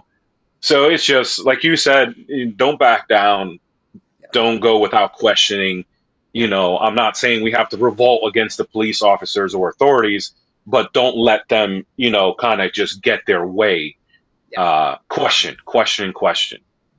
Yeah, absolutely, bro. Thanks so much for being here. And obviously, you're welcome back anytime if you got any more cool stories to share. Please don't have cooler stories than this, because I hope not. I hope not. But well, I do got a good story. My sweet wife got me a good present for Christmas here, and I wanted to show it off. It's the Mossberg 590S. Yay! Congratulations. Yeah. All right. That's awesome. Good Thanks, bro. All right, man. See ya. Thanks, guys. Nice meeting you. All right. That's wild. So when you're live on the YouTubes, you absolutely under no circumstance can show a live pew pew firearm. You know what I mean? So Yeah. thankfully, we're still here. We're still breathing. Um, oh man! But Manny's cool people. He actually won our giveaway for when was that? The 100th episode. Did I invite you to that? I can't remember. That's okay No. because I probably wasn't available. Yeah, no, you weren't. You're never available. I'm surprised you're here right now. My schedule for 2025 is. What's next for Kenzie? What you got this year? So I'm actually leaving 2 days for my next duck hunt, and I'm excited. It's an all ladies duck hunt. I have a really nice 686 silver pigeon Victoria from Beretta. That's just beautiful. I'm excited to shoot that. And then I go to SHOT Show. So I do have a couple weeks off, which is amazing. I need to salt my alligator hide. I need to send it to the tannery. That is literally my next thing to do after that. Right now I have a couple gun reviews that I'm turning in. And if you saw the new Ruger Precision 6.5 Creedmoor rifle that came out, it's beautiful. I just got it. I can't wait to review it. Yeah. Well, let me know how it works. Josh was, Hollis son Josh had mentioned something about the RXM releasing, and I'm not sure what the context was of what we were saying, but he mentioned something about it not having a compatible footprint to what they like to use. I guess it came with an RMSC, which is so weird. Is it really RMSC? If it's RMSC, wouldn't the EPS carry fit on that? Josh, you'd know. No, with a plate, yeah, but no. Yeah. Ugh, interesting. Interesting. Well, I do an iron sights. They knew that. I literally own. I have a couple safes, but one safe is dedicated to iron sight pistols, and it is a graveyard. It's covered in dust. I need to sell them. It's bad. Like That's no, hilarious. bad. Now, sometimes I feel like because there's so many different qualities of like red dot and sighting systems, and not all the guns take the same red dots. Like some of the guns are going to be a little skewed and less scientific than they could be. Because okay, so one gun we're going to use like the Holosun 507 comp, and this other one we're going to use the Shield SMSC. So completely different. This is my issue with suppressors as well. I went to CanCon East last year, and they had a panel with all the top dogs from all of the different suppressor brands. And we asked the question, like, why is there not a universal mount? Well, simple answer, right, is we don't make money with the universal mount. And I get that. However, it's the same with the footprints of red dots. There's like, I don't even know. I know of like 5 or 6 that I have to use plates for. But at the same time, it's like, it's so hard to the consumer because aftermarket plates, or it doesn't fit, or you have to get it milled, or whatever bullshit exists. But then the same side is, why can't we all work together as an industry? Like, I know that we don't make money off of our certain footprints, but 2 or 3, I think would be reasonable, or just 2. Just 2. Yeah. Same thing with suppressors. Like, why can't we just all come together and maybe share the profits? Again, that will never exist, but it would make the end user's life way more simpler, because at the end of the day, suppressors, period, like buying a suppressor is a nightmare for the person that's doesn't know the process, and then choosing the right one, and then choosing the attachment, and blah, blah, blah, blah, blah is just right. And this one is good, but it's like not as good as it should be. Like when the Surefire RS3 came out, people were like, oh, well, it's nice, but like it doesn't do suppressor things. Like, why is there such a flash, and why is it so loud? Versus the RS2 that had been out for generations, you know? Yeah. Imagine buying it. Like, this is your first suppressor. You saved up your last $1,000 to buy it. Christmas gift to me. The other stuff is like when people buy flow-through cans and they're really upset because a suppressor is supposed to be a silencer, it's supposed to be quiet, it's supposed to be whatever, but they don't understand flow-through technology. That's, yeah. Talk to your friends. Talk to your friends when you want to buy a suppressor, especially people that hop in the Discord. We actually just had a guy the other day saying he was trying to buy. What was he trying to buy? I could pull it up, but then I'm gonna start getting all sorts of Discord pings. I think 2 years ago I had 0. I think it was 2, maybe, and now I have 15. So ask me questions. Yeah, shoot, I should invite you to the Discord if you weren't so busy. Nuts. Oh, I'm obsessed with suppressors now. Like, now I don't hunt ever unsuppressed if I can help it, and everything shotgun has suppressors. That's the only thing that I need next, like really bad. And then even here's what's cool, like PRS, they just actually created for 2025 a suppressor division. And then I already competed with suppressor anyways, but AK matches like AK Masters, Clash Bash, you can use a suppressor. PCSL2 gun, you can use a suppressor. So the more, I don't know, practical or the more adaptable the shooting sports are to using suppressors, I think the better that they're going to do because they're allowing them. I get the timer. There's issues with picking up time, and the sensitivity of timers have come and evolved. So, it's doable, but yeah, hard to Yeah. adapt. There's so much to it. I'm not even a suppressor guy. Like I shot something suppressed the other day. It was what were we shooting? We were shooting what's the Gucci Glock shadow system? Yeah. We're shooting shadow systems Yeah. with this Oh, shadow systems. Okay. yeah, shooting shadow systems with this big old suppressor. And I'm just like, why would we ever put a suppressor on a handgun? It Because changes it from a handgun to a rifle. home defense, hear me out. If it's Mhm. a AR pistol or a PCC that's in a smaller pistol configuration, but truly, if you don't want to go deaf defending yourself, Yeah. I highly recommend a threaded barrel and a suppressor. And like probably the most versatile ones, like the rugged Alaskan 360 has titanium. I know the Sky titanium, but that's too big. But like even Dead Air makes some really good 9mm cans. They make dedicated 45 ones too. But looking at the size of them, like you don't want an 8, 10, 12-inch suppressor. Right. Yeah, this But one's like massive. yeah, no. Just do your research, but I do think that it is valuable for a specific home defense pistol, but Yeah. making sure you have the right piston, making sure that you have the right ammo to run that suppressor and run that slide because people don't know why their stuff malfunctions. Like I did shoot a shotgun suppressor at my SOT one time, and it was every time, there wasn't enough inertia driven back because of the suppressor to be able to eject the brass. I was like, this would be useless. Shoot, people were you remember that one United Healthcare CEO that got completely murked by some skinny kid who turned out to be not a skinny kid. He was built quite well, and now everybody's in love with him. And said he didn't do it. They're like, no, he was here. He was at my house. I'm like, oh, okay. we down bad for real, guys. So, and people were like, oh, he's such a professional. Did you see how he did this? I'm like, I feel like maybe he was using some like really light loads. Like, what was he doing? Like, this thing wasn't cycling. And then we found out that potentially he just didn't use a booster, and that kind of just threw off the whole handgun. Yeah. And I was like, people were like, man, I think this guy was a professional. I was like, no, because like, no, he would have known. cheese and bread again. You're good. He would have known because like even like the Carmel professionals test their stuff.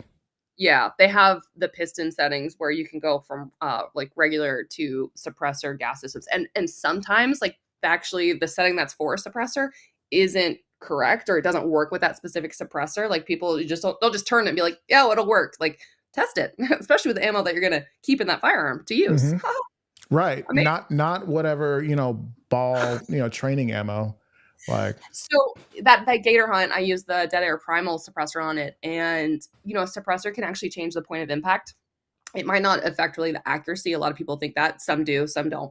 But when I went to zero my rifle, I zeroed it first without the suppressor on it. And then once I put it on there, it did shift. And I just made sure that my scope was re-zeroed for the suppressor. So, are you just taking a lot of velocity off the round, or?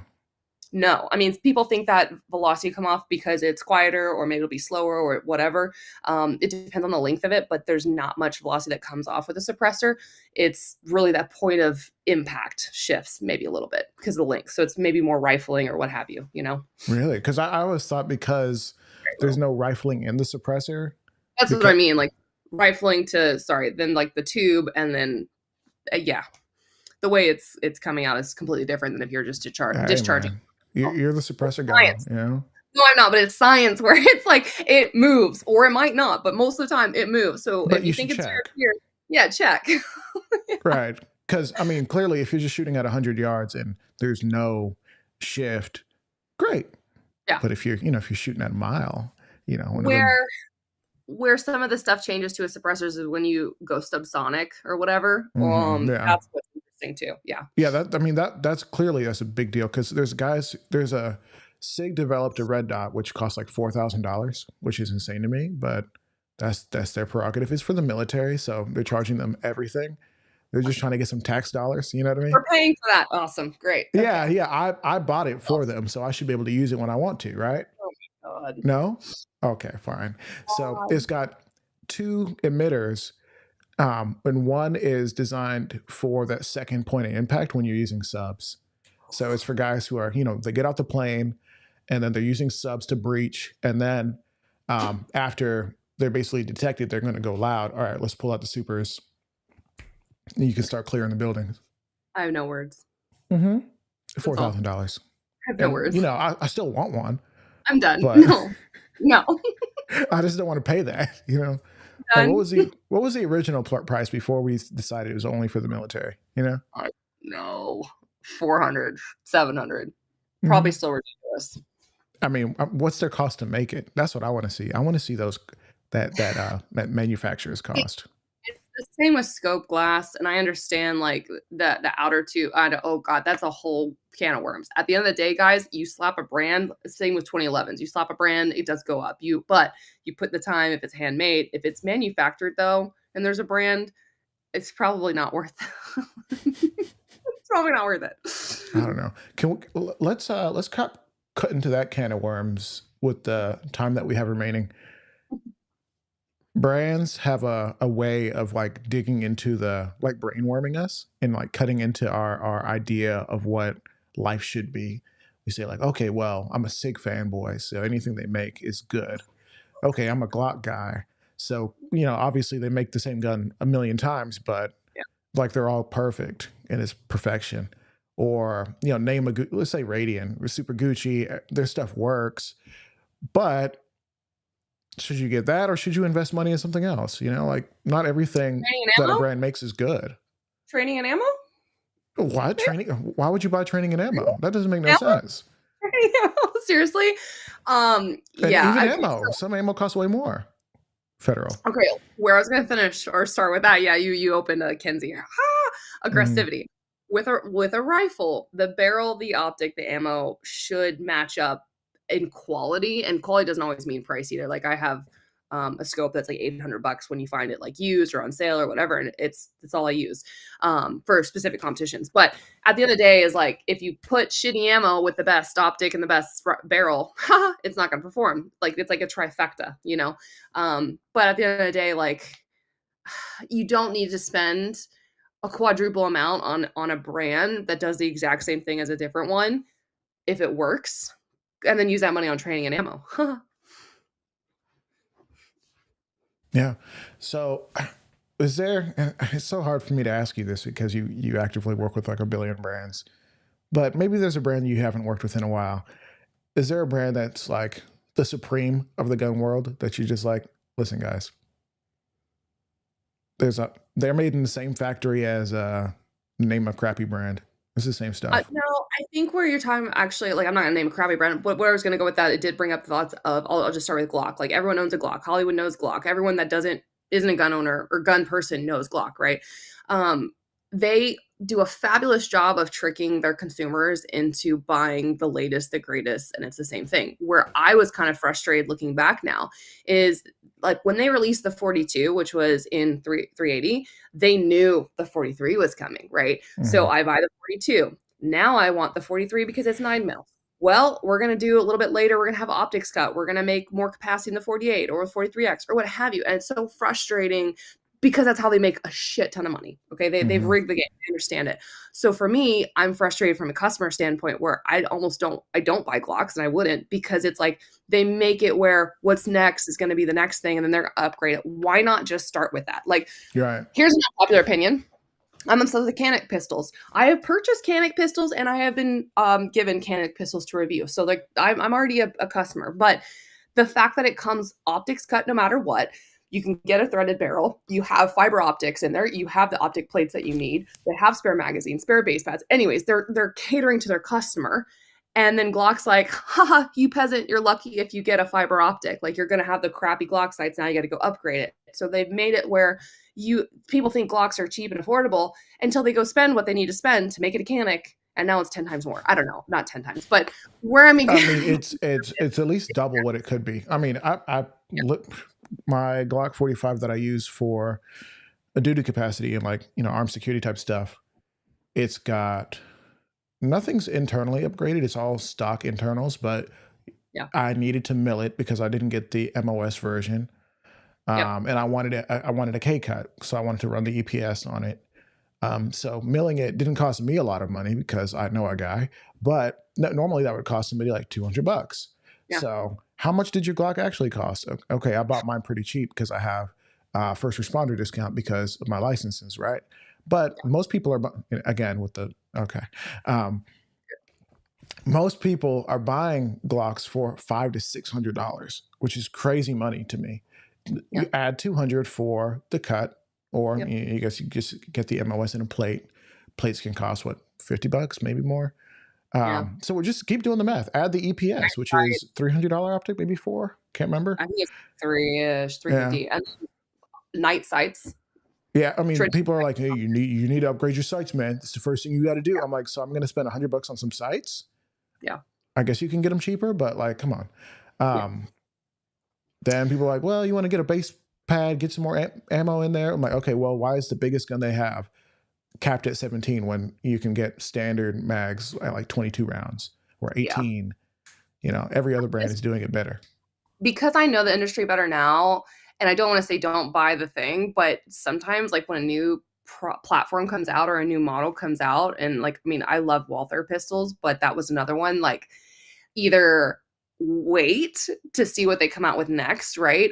Mm-hmm. To see if you want it or if that's the better option, or wait to see if you can compare the two. Because it's interesting. Like I ran the Q5 polymer frame, the match pistol forever ago, and I ended up selling it to get the steel frame. And I hated the steel frame. And then I ended up selling that. It's Like, heavy. it didn't fit me. Well, it didn't fit me. I couldn't reach a trigger. You couldn't get a small enough or thin enough lock grip on it to be able to reach. And I have meaty hands. Like, it's not a small thing. But now they do a great job of having a 4-inch, a 3.5-inch, a 5-inch, the duty, the optic already on it with the acro. But it just depends on you. But like for me now, again, knowing the industry, if something comes out, wait a little bit. There's more coming. Yeah. Oh, yeah. No, it's true. I mean, even the first batch of the Walthers, people were like, when I was thinking about getting one, they were like, "Hey, make sure you don't get this serial number. Make sure you get the second one," because the optic plate system was like really not up to Yep, they had to par. redo it. They have a 2.0 optic cut now. When you order your Mm-hmm. plate, you gotta make sure you select it. Which, Or it can happen, but like, dude, be willing to be flexible with your purchase, meaning I get it, because like the newest person doesn't understand how to sell, how to buy, if you could do it online, if you have to go to FFL, if you can sign. I'm talking fast, but it is possible to give up, a gun that you bought and then get what you want later on, right? Don't get stuck on this and you don't love it, because if you don't love it, you're not going to use it, practice with it, carry it, whatever. So that's where it's like, if you don't, not mess up, but if you get something you don't want, then sell it and get the one that you do want eventually. okay. Make sure you love it. Yeah. So let's do something interesting. Guy or girl walks into a gun shop. They don't know what they want. What are some things that they should be asking themselves in order to actually get a gun that's going to work for them for whatever their purpose is? They've already gone into the store though. They just walked in. I feel like they should do this before going in. So they should walk out. They should walk out. Okay. Where So they I'm walked really, out. really, What do they need to do? They're at home now. They're listening to Okay. you. What do they need to start doing? Start Googling top 10, like get options, like top 10 concealed carry pistols. So pistols that are designed for concealed carry, there'll be tons of articles, whether it's 5, 10, 15, whatever. And then go look at who's recommending that. Like look at the author. And guess what, guys? If you look at the author, you can email that editorial. You can probably look them up online and DM them or even comment on the article and get a response. But ask that author questions, if they're a male, if they're female, what their experience level is, what they think of this. But at the end of the day, walking out, ask if you have it. Okay, like this is like a dreamland. If you have a gun person in your life, or you feel confident reaching out to people like us, I don't know, that post a lot, that shoot a lot, that have credentials, be able to share, ask them, what would you recommend? Their answer better have options. So where I'm going with this is vet the people that you're asking all of this information from, or like go vet the people that you read this information from, but make sure that they're not saying, "Oh, you have to get this. This is why it's the best. It's what I carry," period. No. When I give a list to women, I literally gave a husband to give to his wife at NRA a list of like 10 guns, and they went to each booth and they put hands on it. And it was all like the slim frame guns Mm-hmm. that women fit better. It was the Walther, the IWI, the Canic, the SIG, the Smith and Wesson. I mean, it was a huge list. It's like, hey, I'm not even going to tell you what I carry because it doesn't matter what I carry. It has to fit you. And at the end of the day, you need to go put hands on it. So where you go back into a gun store, okay, you give them a list after you've done your research and you say, hey, do you have these guns on this slip of paper or whatever? I want to put my hands on it. I want to test fire them if there's like a range rental. I want to dry fire them, what have you. So that way, if they have a chamber lock, like take that out. I want to pull the trigger. If they say, well, let me show you something else, honey, or have you considered this pink revolver over here? Walk out again, say bye. So where I'm going with this is maybe they don't have all 5, but if they have 4 of them, like that's a great starting point. The gun stores are trying to sell you what they have. They're trying to move inventory. They're trying to get rid of stuff that they've had forever behind the cabinet. And unfortunately, women get conned a lot into that because these people behind the desk, they don't know anything. 90% don't know anything. There's some good ones, most don't. So if you can, consult people, do your research ahead of time, watch videos, and have options. Don't just go to like, I want this gun or this 2 guns, whatever. Give yourself a list because I guarantee you're going to find pros and cons in probably all of them, or find a couple that you really like and then find out that the one that you did like or thought you did, you hate. So does that answer that? No, that's perfect. Can we talk about price point? Because a lot of people that I've met, they're buying the cheapest possible gun or the second cheapest possible gun. They're buying the Skies. They're buying a high point. And I'm not saying that objectively those guns are bad, although I'm very much against Skies. I think objectively those are bad. They're bad, especially for newer shooters, because they're unforgiving in regards to recoil. And if you don't manage the recoil well, you can choke them up and it's just bad news versus some guns that maybe give you more. What is the lowest price point that you feel you can get a good gun? And what are you looking for in those lower price points for the more budget minded folk? I realistically think $400 is like kind of the minimum on like a good option nowadays that will speak to quality, but that doesn't always equate to quality. It's interesting, like looking at some of the prices of guns and where they've gone now is I would look at more reputable brands or brands that have been around and tested for a long time, or firearms that have a ton of aftermarket support, reviews, testimonials, and have functioned for years. And again, Glock is a great brand of that because they do have guns that work, that have been vetted and have been used in so many different scenarios. But it's interesting, like looking at, I mean, even Taurus pistols, yeah, they have really cheap ones that are $200-300, right? But like the GX4 carry, it's not like a cheaper pistol. I think it's 400 or 500, something like that, plus an optic. You're spending $600 maybe. But at the end of the day, here's what I want to say to anybody listening: what do you spend money on that you really, really care about? Is it your hair? Is it your car? Is it the gas you put in your vehicle? Is it your nails? Whatever. And do you go with the cheapest option always? Like, are you happy with cheap? Because at the end of the day, you're getting what you pay for, right? So why are you putting your life on the line or spending the cheapest amount on something that would protect you and your family members? Like, that is literally a life-saving tool, and you're going to cheap out on it. This is one device for the rest of your life. So it's something that you're getting value on forever, and something that retains its value. That's the other stuff that I want to mention is like, just because you buy it at $5 and maybe you lose $50 on it in the used market, that gun still has value. It's almost an investment. So looking at those, I go back to Canik, Smith and Wesson, Glock, the Taurus guns, but on the like GX line, Sig Sauer. Trying to think of all the ones I don't even know that I mentioned. IWI I love. I think I already said that. Anyways, but ask friends, ask questions, and just make sure that those guns have really been vetted. Yeah, buy once, cry once. I love that comment that just popped up. I hate to say it, but at the end of the day, like, invest in the gun. But at the same time, I know somebody that carries a Wilson Combat, it's like $3,800. That's a little unnecessary, because if you have to use that in a self-defense scenario, and hey, it's probably going to work, right? But that gun is most likely going to be locked up and gone through litigation. And I don't know if you'll ever see it again or if it'll be years, right? And so for me, I'm not really willing to turn a $3,800 investment into, police hands for a while. But, you want something that is reliable, that is going to work. And then be really careful with aftermarket stuff. Like, I'm all for aftermarket, like barrels or triggers or what have you, that will enhance the gun or give you a better grip or a better trigger pull, what have you.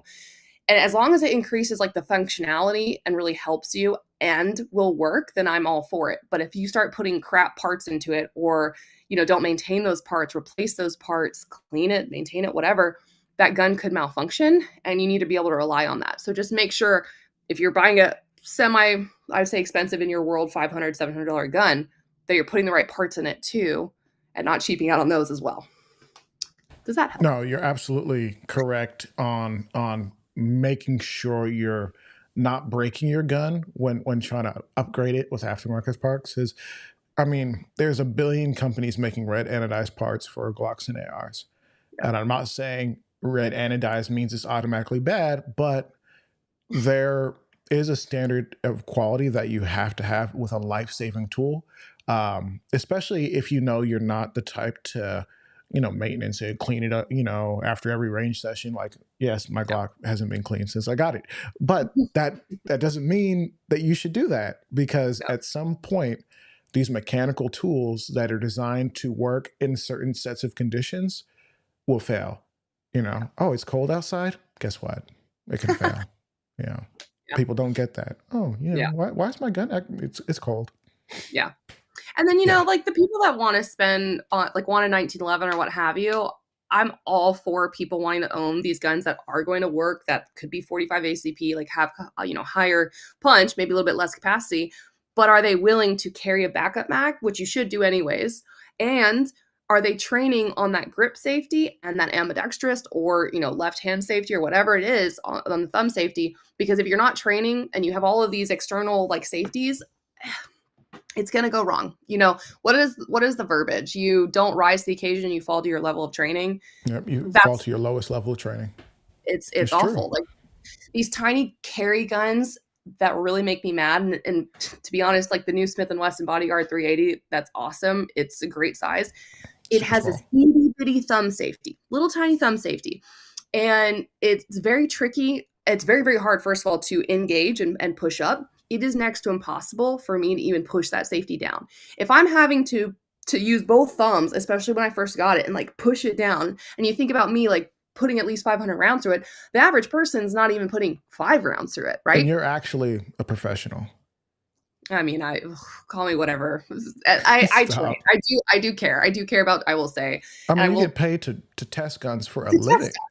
And that was the most irritating little thumb safety. And it's not the only one, right? A lot of brands are like, oh, thumb safety, and it's like built in and very like flat shooting, or flat, I don't know how you call it. Yeah, it's low profile to the point where it's unusable. Like it's more unusable than some of these, slide lock levers, which are very difficult for inexperienced shooters. Like I have to try to like walk people through the process of like, okay, you want to slide it down, not push it in. Okay. When you're dropping this freaking slide lock lever to re-engage the slide. Now imagine under stress, under duress, having to disengage a safety, which admittedly, and this is what I've heard, a lot of these are really designed just so they can have a California compliant version.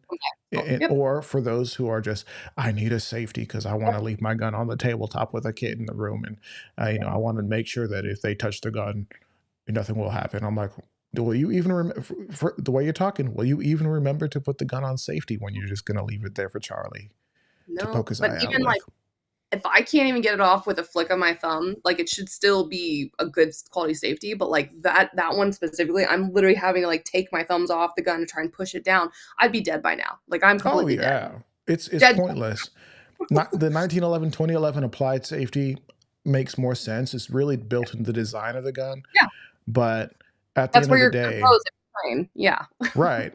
And we talk about stuff like grip safeties, which I know you're not a big fan for competition anyways. Yeah. It's just one of those things where there's some that don't have grip safety. So, maybe get one of those if you really hate it. I mean, the Wilson Comet, the EDCX9 2.0, it's got a huge title. Those are really cool. Oh my God. Those are really sick. Expensive. In love. Expensive. Again, I wouldn't. Maybe I would. I don't know. But that price point's ridiculous. But if you have it and you want it and you know it's going to run, it's got a good capacity. It doesn't have grip safety. Wilson money. I know. And it has the compensator. I have a T&E gun where I have to send back. I shot it. I shot it at GunCon. I shouldn't have. No, there's one in my basement right now that I have to send back. And I was Can you just like slide it to me first and I'll send it back? It's like, oh, I need to get that label. Like after Ballistic Fest, I had 13 2011s and 1911s, and I'm like, jeez. bye. No, but shipping them back is like, bye. Old girl is gun rich. No, they're just D&E. That's what people don't understand. That the firearms world too is like media. Some are free, some you have to pay for, some you get a great price on, some you just got to send back. You know? Yeah, And I mean, my are first, even unaffordable for us. the first deal that I got was from my Hellcat Pro. They gave me like 40% off, which was amazing. And that was like the first like gun thing that I had done. I was like, hey, you know, why not ask? And I sent a message directly to the Smith & Wesson team. I was like, hey, I'm going to be doing some content. I would love to. Hellcat Springfield Armory, not Smith. Oh, yeah, my bad. So I reached out. I just talked to the Smith guys the other day, Dave. So I reached out to Springfield and I was like, hey, because they had come out like 2 months before, and that was a mistake, right? If a gun's already been out for 2 months, don't bother trying to make content on it, right? Like that's just not going to work. But I carried it for like 2.5 years, and it was my daily, and I made a lot of content around it. But now I'm shooting the P365, which truthfully, I think that's the one that I recommend the most is like a 365 XL, not a 320. I never recommend a 320. Like, I'm sorry. So when you're, no, I don't understand the people that are still using and carrying and competing with 320s when they explode. Like they will explode. I'm not even sure what the heck. Have you seen it? Like some of the math or science behind what the 320? No, but and I've why it's actually having issues. Implode in front of my You've seen face. one pop? I was the RO. There was a CRO at Nationals years ago. I have the photo on my phone, 2 photos. And the guy was shooting a 320, and then, and we're just like, stop, you know, as RO command, because we're like, well, he doesn't have a gun in his hand anymore. The firing control group like blew up. The slide was on the ground. He had like the plastic polymer like SIG logo grip like remaining in his hand. That's what I have a photo of. But it's like, it you know, for me to see that and witness it firsthand years ago. So this has been happening for a while. I'm like, I don't think I'm ever going to shoot that. I'm out. And we're avoiding it. We're avoiding it. I just, dude, that's insane. Because it's the thing with the I won't even mention. There's guns that don't pass drop safety stuff now, and there's some that fire with the grip safety still like on, like not disengaged. Yeah. Well, there was actually a comment in the description. Was it bad ammo? Because you know a lot of you competition boys and girls shoot reloads. Everyone talks about reloads, but if there's like, I've seen like 20 different ones. Like Ben Stoker posted a lot of them too online, and obviously I've seen one firsthand. At the end of the day, not all those people are messing up with reloaded ammo or hot ammo, you know. And yes, there's open ammo, there's minor and major power factor ammo, but these aren't imploding because of ammo. Okay. Fair they enough, might, some of them might be like, oops, like I accidentally mixed ammo. Like, I don't see that at a national level competition ever, and I've never seen anything else detonate like that. Yeah. Well, I sometimes I question, like, okay, you can maybe make your ammo a little hot, but at the end of the day, how badly will this gun blow up? Will it just be the barrel cracks? Like, what is happening? Did the whole gun just explode in your hand? I think it's kind of like an out of battery. Levels to these things. Yeah, like out of battery detonations. I've seen a lot of those, and that, or separated case heads, especially in rifles and stuff. But like, yeah, it's just interesting. Yeah. Well, I can definitely understand being hesitant to even be in the same room as a 320. Actually, there's a story that I'm not going to share today, but maybe in the next few days, if we hit some of our donation goals for this channel, maybe I'll unlock the story of how I saw a man shoot himself with a 320 actually last week, or was it a week before at this point? It was crazy. Maybe I'll tell you offline. Yeah, I'll tell you offline. And what did we have to do to try to save his life? But that's a story for another time. Yeah. All right. Josh Erickson's back in the chat. I'm waiting for his comment to populate over here on Ecamm.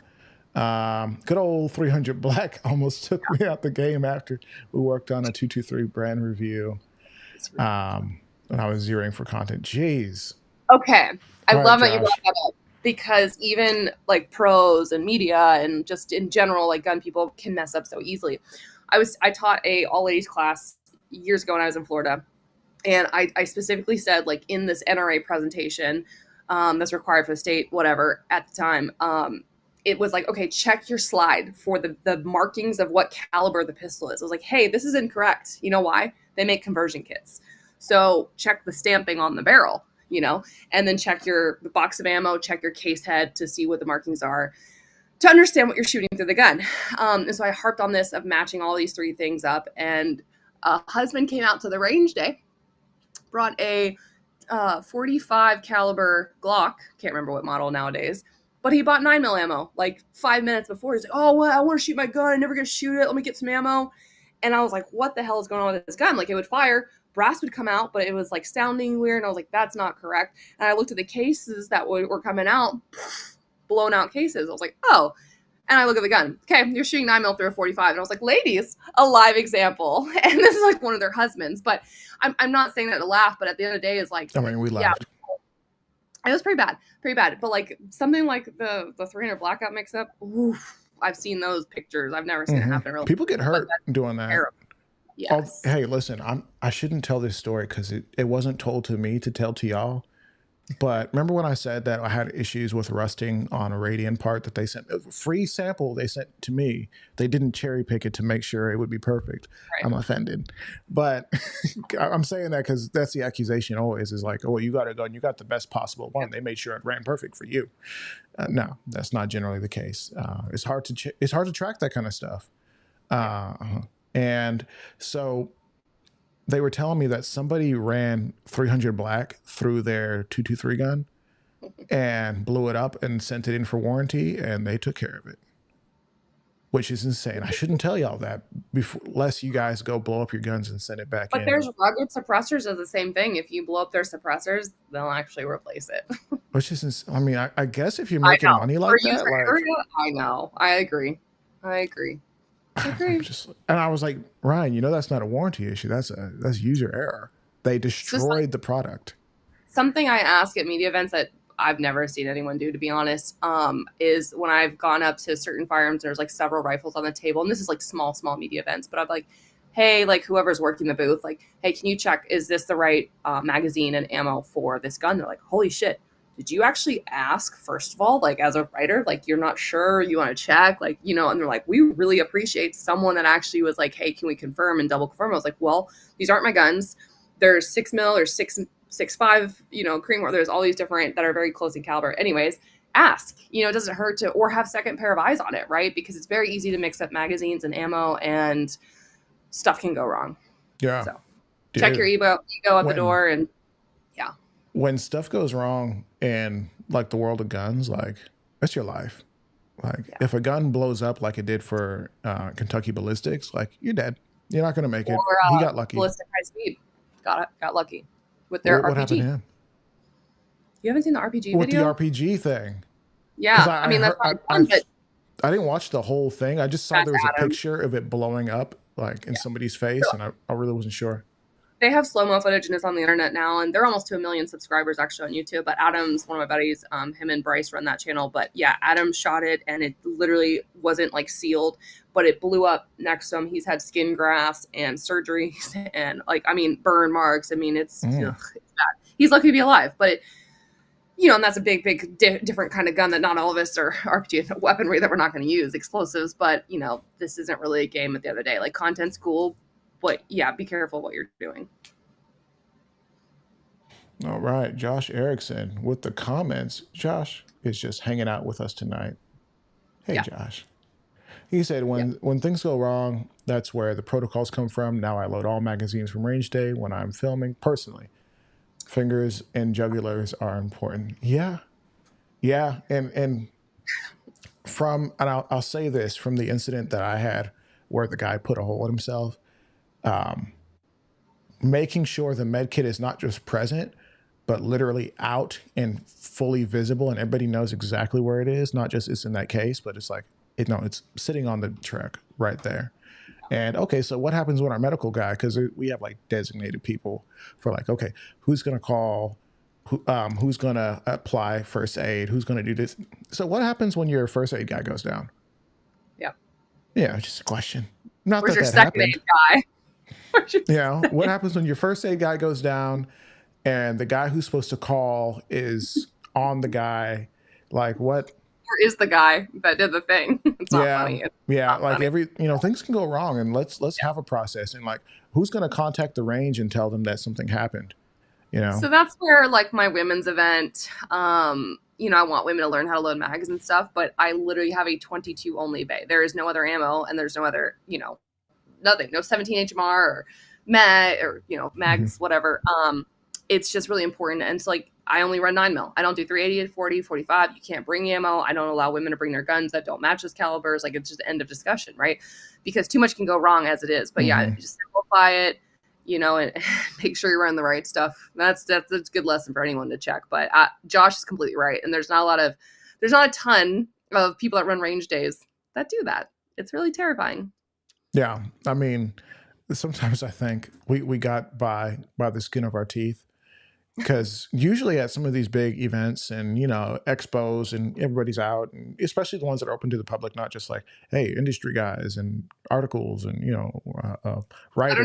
worse, by the way, sometimes media or Yeah, because then there's a certain fear of God that gets put in people when they're like, okay, we're gonna have 500 strangers shooting our guns. Let's be on our p's and q's versus like, oh, everybody in here knows how to handle guns. Like they're whatever. both worse. They're both terrible. They're both bad. They're both bad. So. People don't realize that. They're both bad, guys. Mhm. And shoot, I was at Big Daddy Unlimited before they went down at the Epic Shoot, which is probably the coolest industry event I've ever been to. Like, Yeah. say what you will about BDU, they could throw a party. Yeah, they had steaks and open bars. Like they were doing their thing. They were running through the money. That said, a lady, they were shooting brass. What were we shooting? Rifles? I think it was PCC. She had like a full auto PCC from oh my gosh, who is she? If I remember, I'll tell you. But she was smiling, and a piece of brass deflected off the steel and hit her in the gums. Like when I say brass, a piece of casing. Oh, shrapnel. Oh, Yeah, a little piece casing. of shrapnel. It just hit her in the gums, and she was like bleeding in her gums. It wasn't like massively like gory or anything. It was just like a little blood. She's like, "Ow!" I was like, "What happened to you?" She's like, "I think something just like bounced off and caught me." I was like, "Oh my gosh!" Like just stop smiling, first of all. But that's horrible. Smiling's my favorite. Right. It's your whole thing. All right. What else did Josh say? Josh is just running it up today. Appreciate you, man. Okay. I can't tell you where, but I have watched machine gun shoot where this chick sat down behind two 240s that were like mounted on monopods. So she's sitting down, she gets them up, nobody's near her, the belts are loaded. So she just starts pulling the trigger. Well, on monopods, these can run up, right, up, down, too. And they just go da, da, da, da, da, da, da, da, into the air because that's what she didn't shoulder them either. So there's no shouldering, there's no grip, there's no pressure. And monopod, I mean, they could go any which way. And they probably hit some houses. It's not fun. Today, it's just really frustrating. So yeah, I wish we sent those rounds into the stratosphere.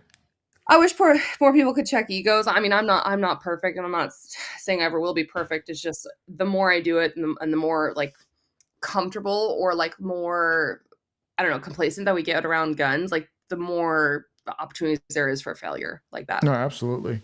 And the cool thing is about being kind of in the gun space and going to events is you're gonna run into stuff you've never seen before. Well, maybe not you at this point, but like. Okay, like so just, I how got many to guns shoot. have you shot? Like, and how many guns exist? Ugh.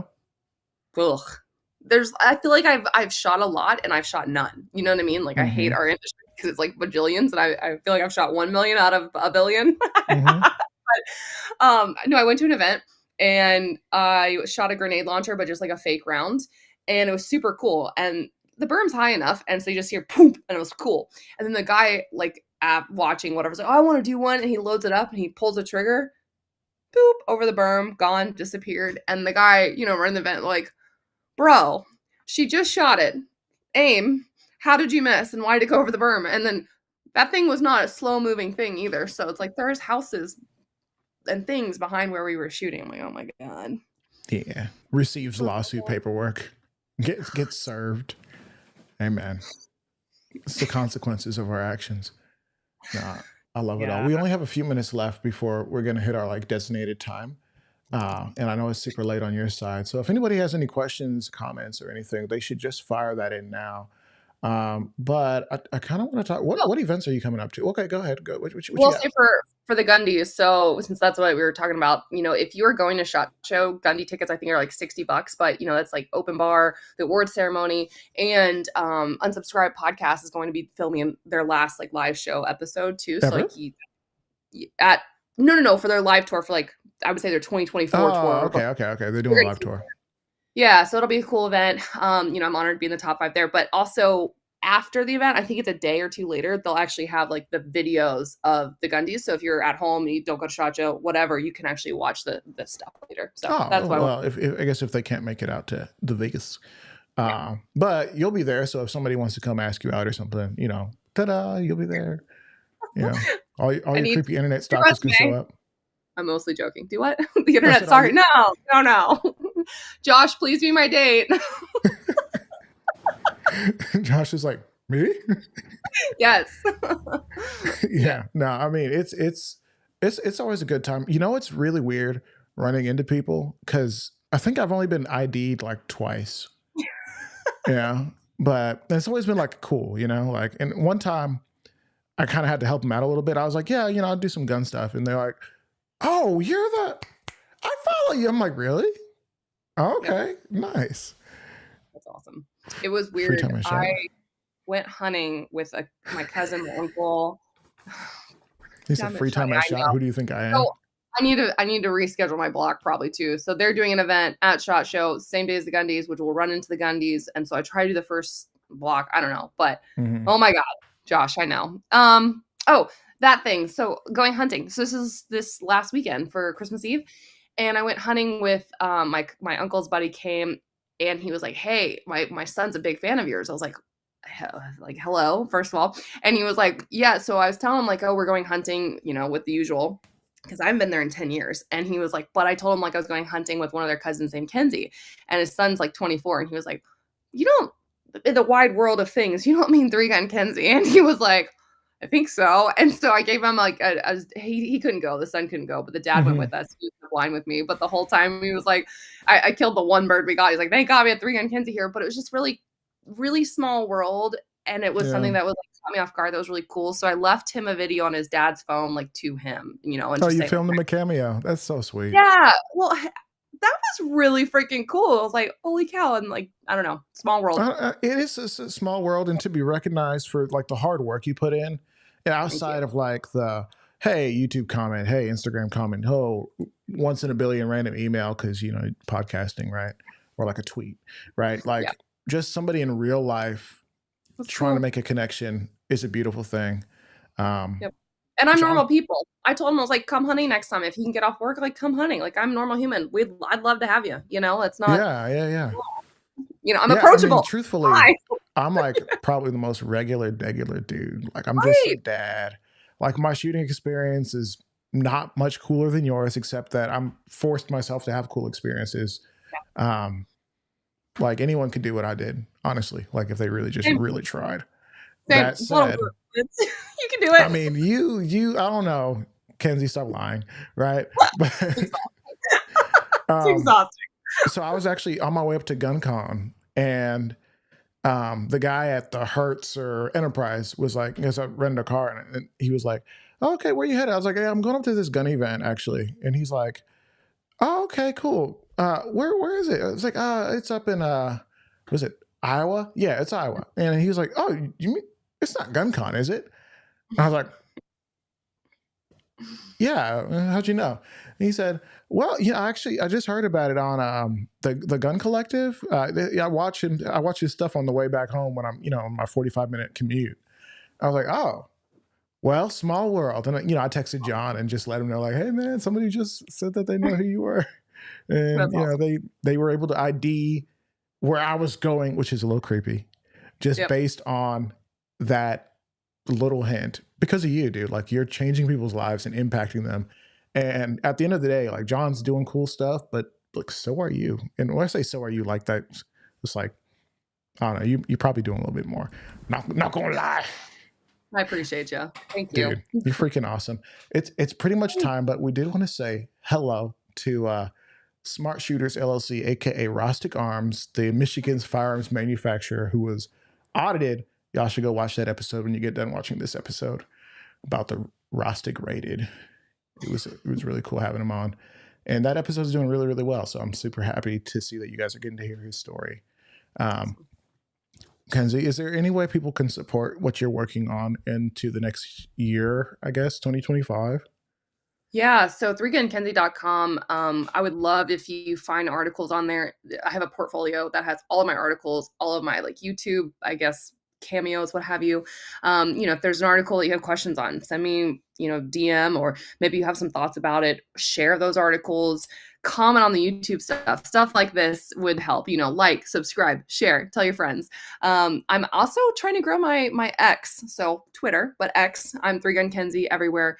I am on social media. Yeah. So Facebook, Instagram, and X. I've made it really easy at 3gunkenzie. 3gunkenzie.com is my website.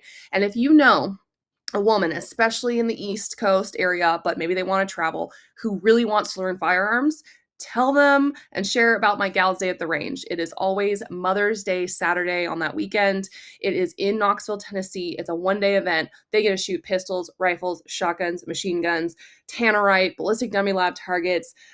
They are fed. They go home with optics, guns, suppressors, gear. I mean, I give away a ton of stuff. So that'll be 100 women. Sign up will come very, very soon. And one more thing to support me too. This will be in March, and I haven't gotten to announce it, so this is exclusive now here. Brennan Brennick and I from Gateway Defense are hosting a ladies only 2-gun class, also in Knoxville, Tennessee. It'll be March 8th and 9th, and it'll be all day pistol and all day rifle. And so that'll be a really cool event, limited to a specific number of slots. But, share what I'm doing, articles for sure.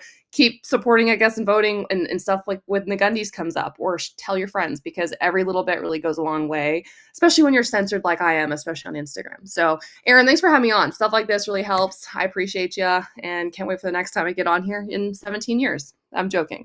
My schedule's dumb. I hope it's not 17 years. It won't be. But people are really gonna enjoy, because that video that we worked on a little while back, we did release your portion of it, so people can go back and watch what you had to say about girl guns. But it's going to be part of a larger project. It's not even out yet, but it will be out, so people should look forward to that. And Rostic Arms is saying so many nice things, that he wants to definitely support and share what you're doing. And I think he even offered to send you a rifle. Game over. I'll review it. I'll do a video. Hell yeah. Yeah. Something about awesome. sponsoring women's events. What? We got to get you guys connected. So for real, come out to Gals Day. Holosun's a sponsor, by the way. So while Josh is on here, support the brands that are, I guess that's one last thing. Support the brands that are supporting the 2A community, podcasts like this, live shows, supporting the writers. But I cannot do my women's event without brands like Holosun. They send me all those optics giveaway. I don't buy all these things. I get to work with amazing brands who believe in what I'm doing and want to support women, or, other events, and want to be there. I mean, HK comes out and tables every single year. They've been with me since the start. HK is so nice. Yeah. And it's just amazing that they find value, and they take the time, and they literally set up a booth and come shoot. So yeah. Yeah. And I love what Josh just said. We have to get back to the community. We don't get to do this without the people. And that's just the facts, right? And that's really a major reason why we have Gun Club Radio, and just kind of theme it around the idea that we're going to have fun conversations with people like Kenzie, people like Rostic, and, Josh, who came on not too long ago, maybe 5 episodes ago. So go back and watch those shows. But if you find that they have good products or good offerings, Kenzie, she doesn't sell a thing, but she does work with people, and she does, put on her own events. Send your wife, if you're a dude, send your wife to her event, or your girl, or whatever it is. What do adults say in the partner? I think that's so lame. Significant other. I mean, SO is fine, but my partner, I'm teasing people now, right? Anyways, we got to go, because I got to tell you the story of how this guy popped himself, and what we had to do. And then maybe one day I'll tell the rest of the people, after I've processed my trauma. Oh my All right, God. guys. This has been really cool. Gun Club Radio. Thank you for watching. This is a live show. Make sure you're watching on the RSS podcast and share that out as well. And I've got nothing else. All right, guys. Peace.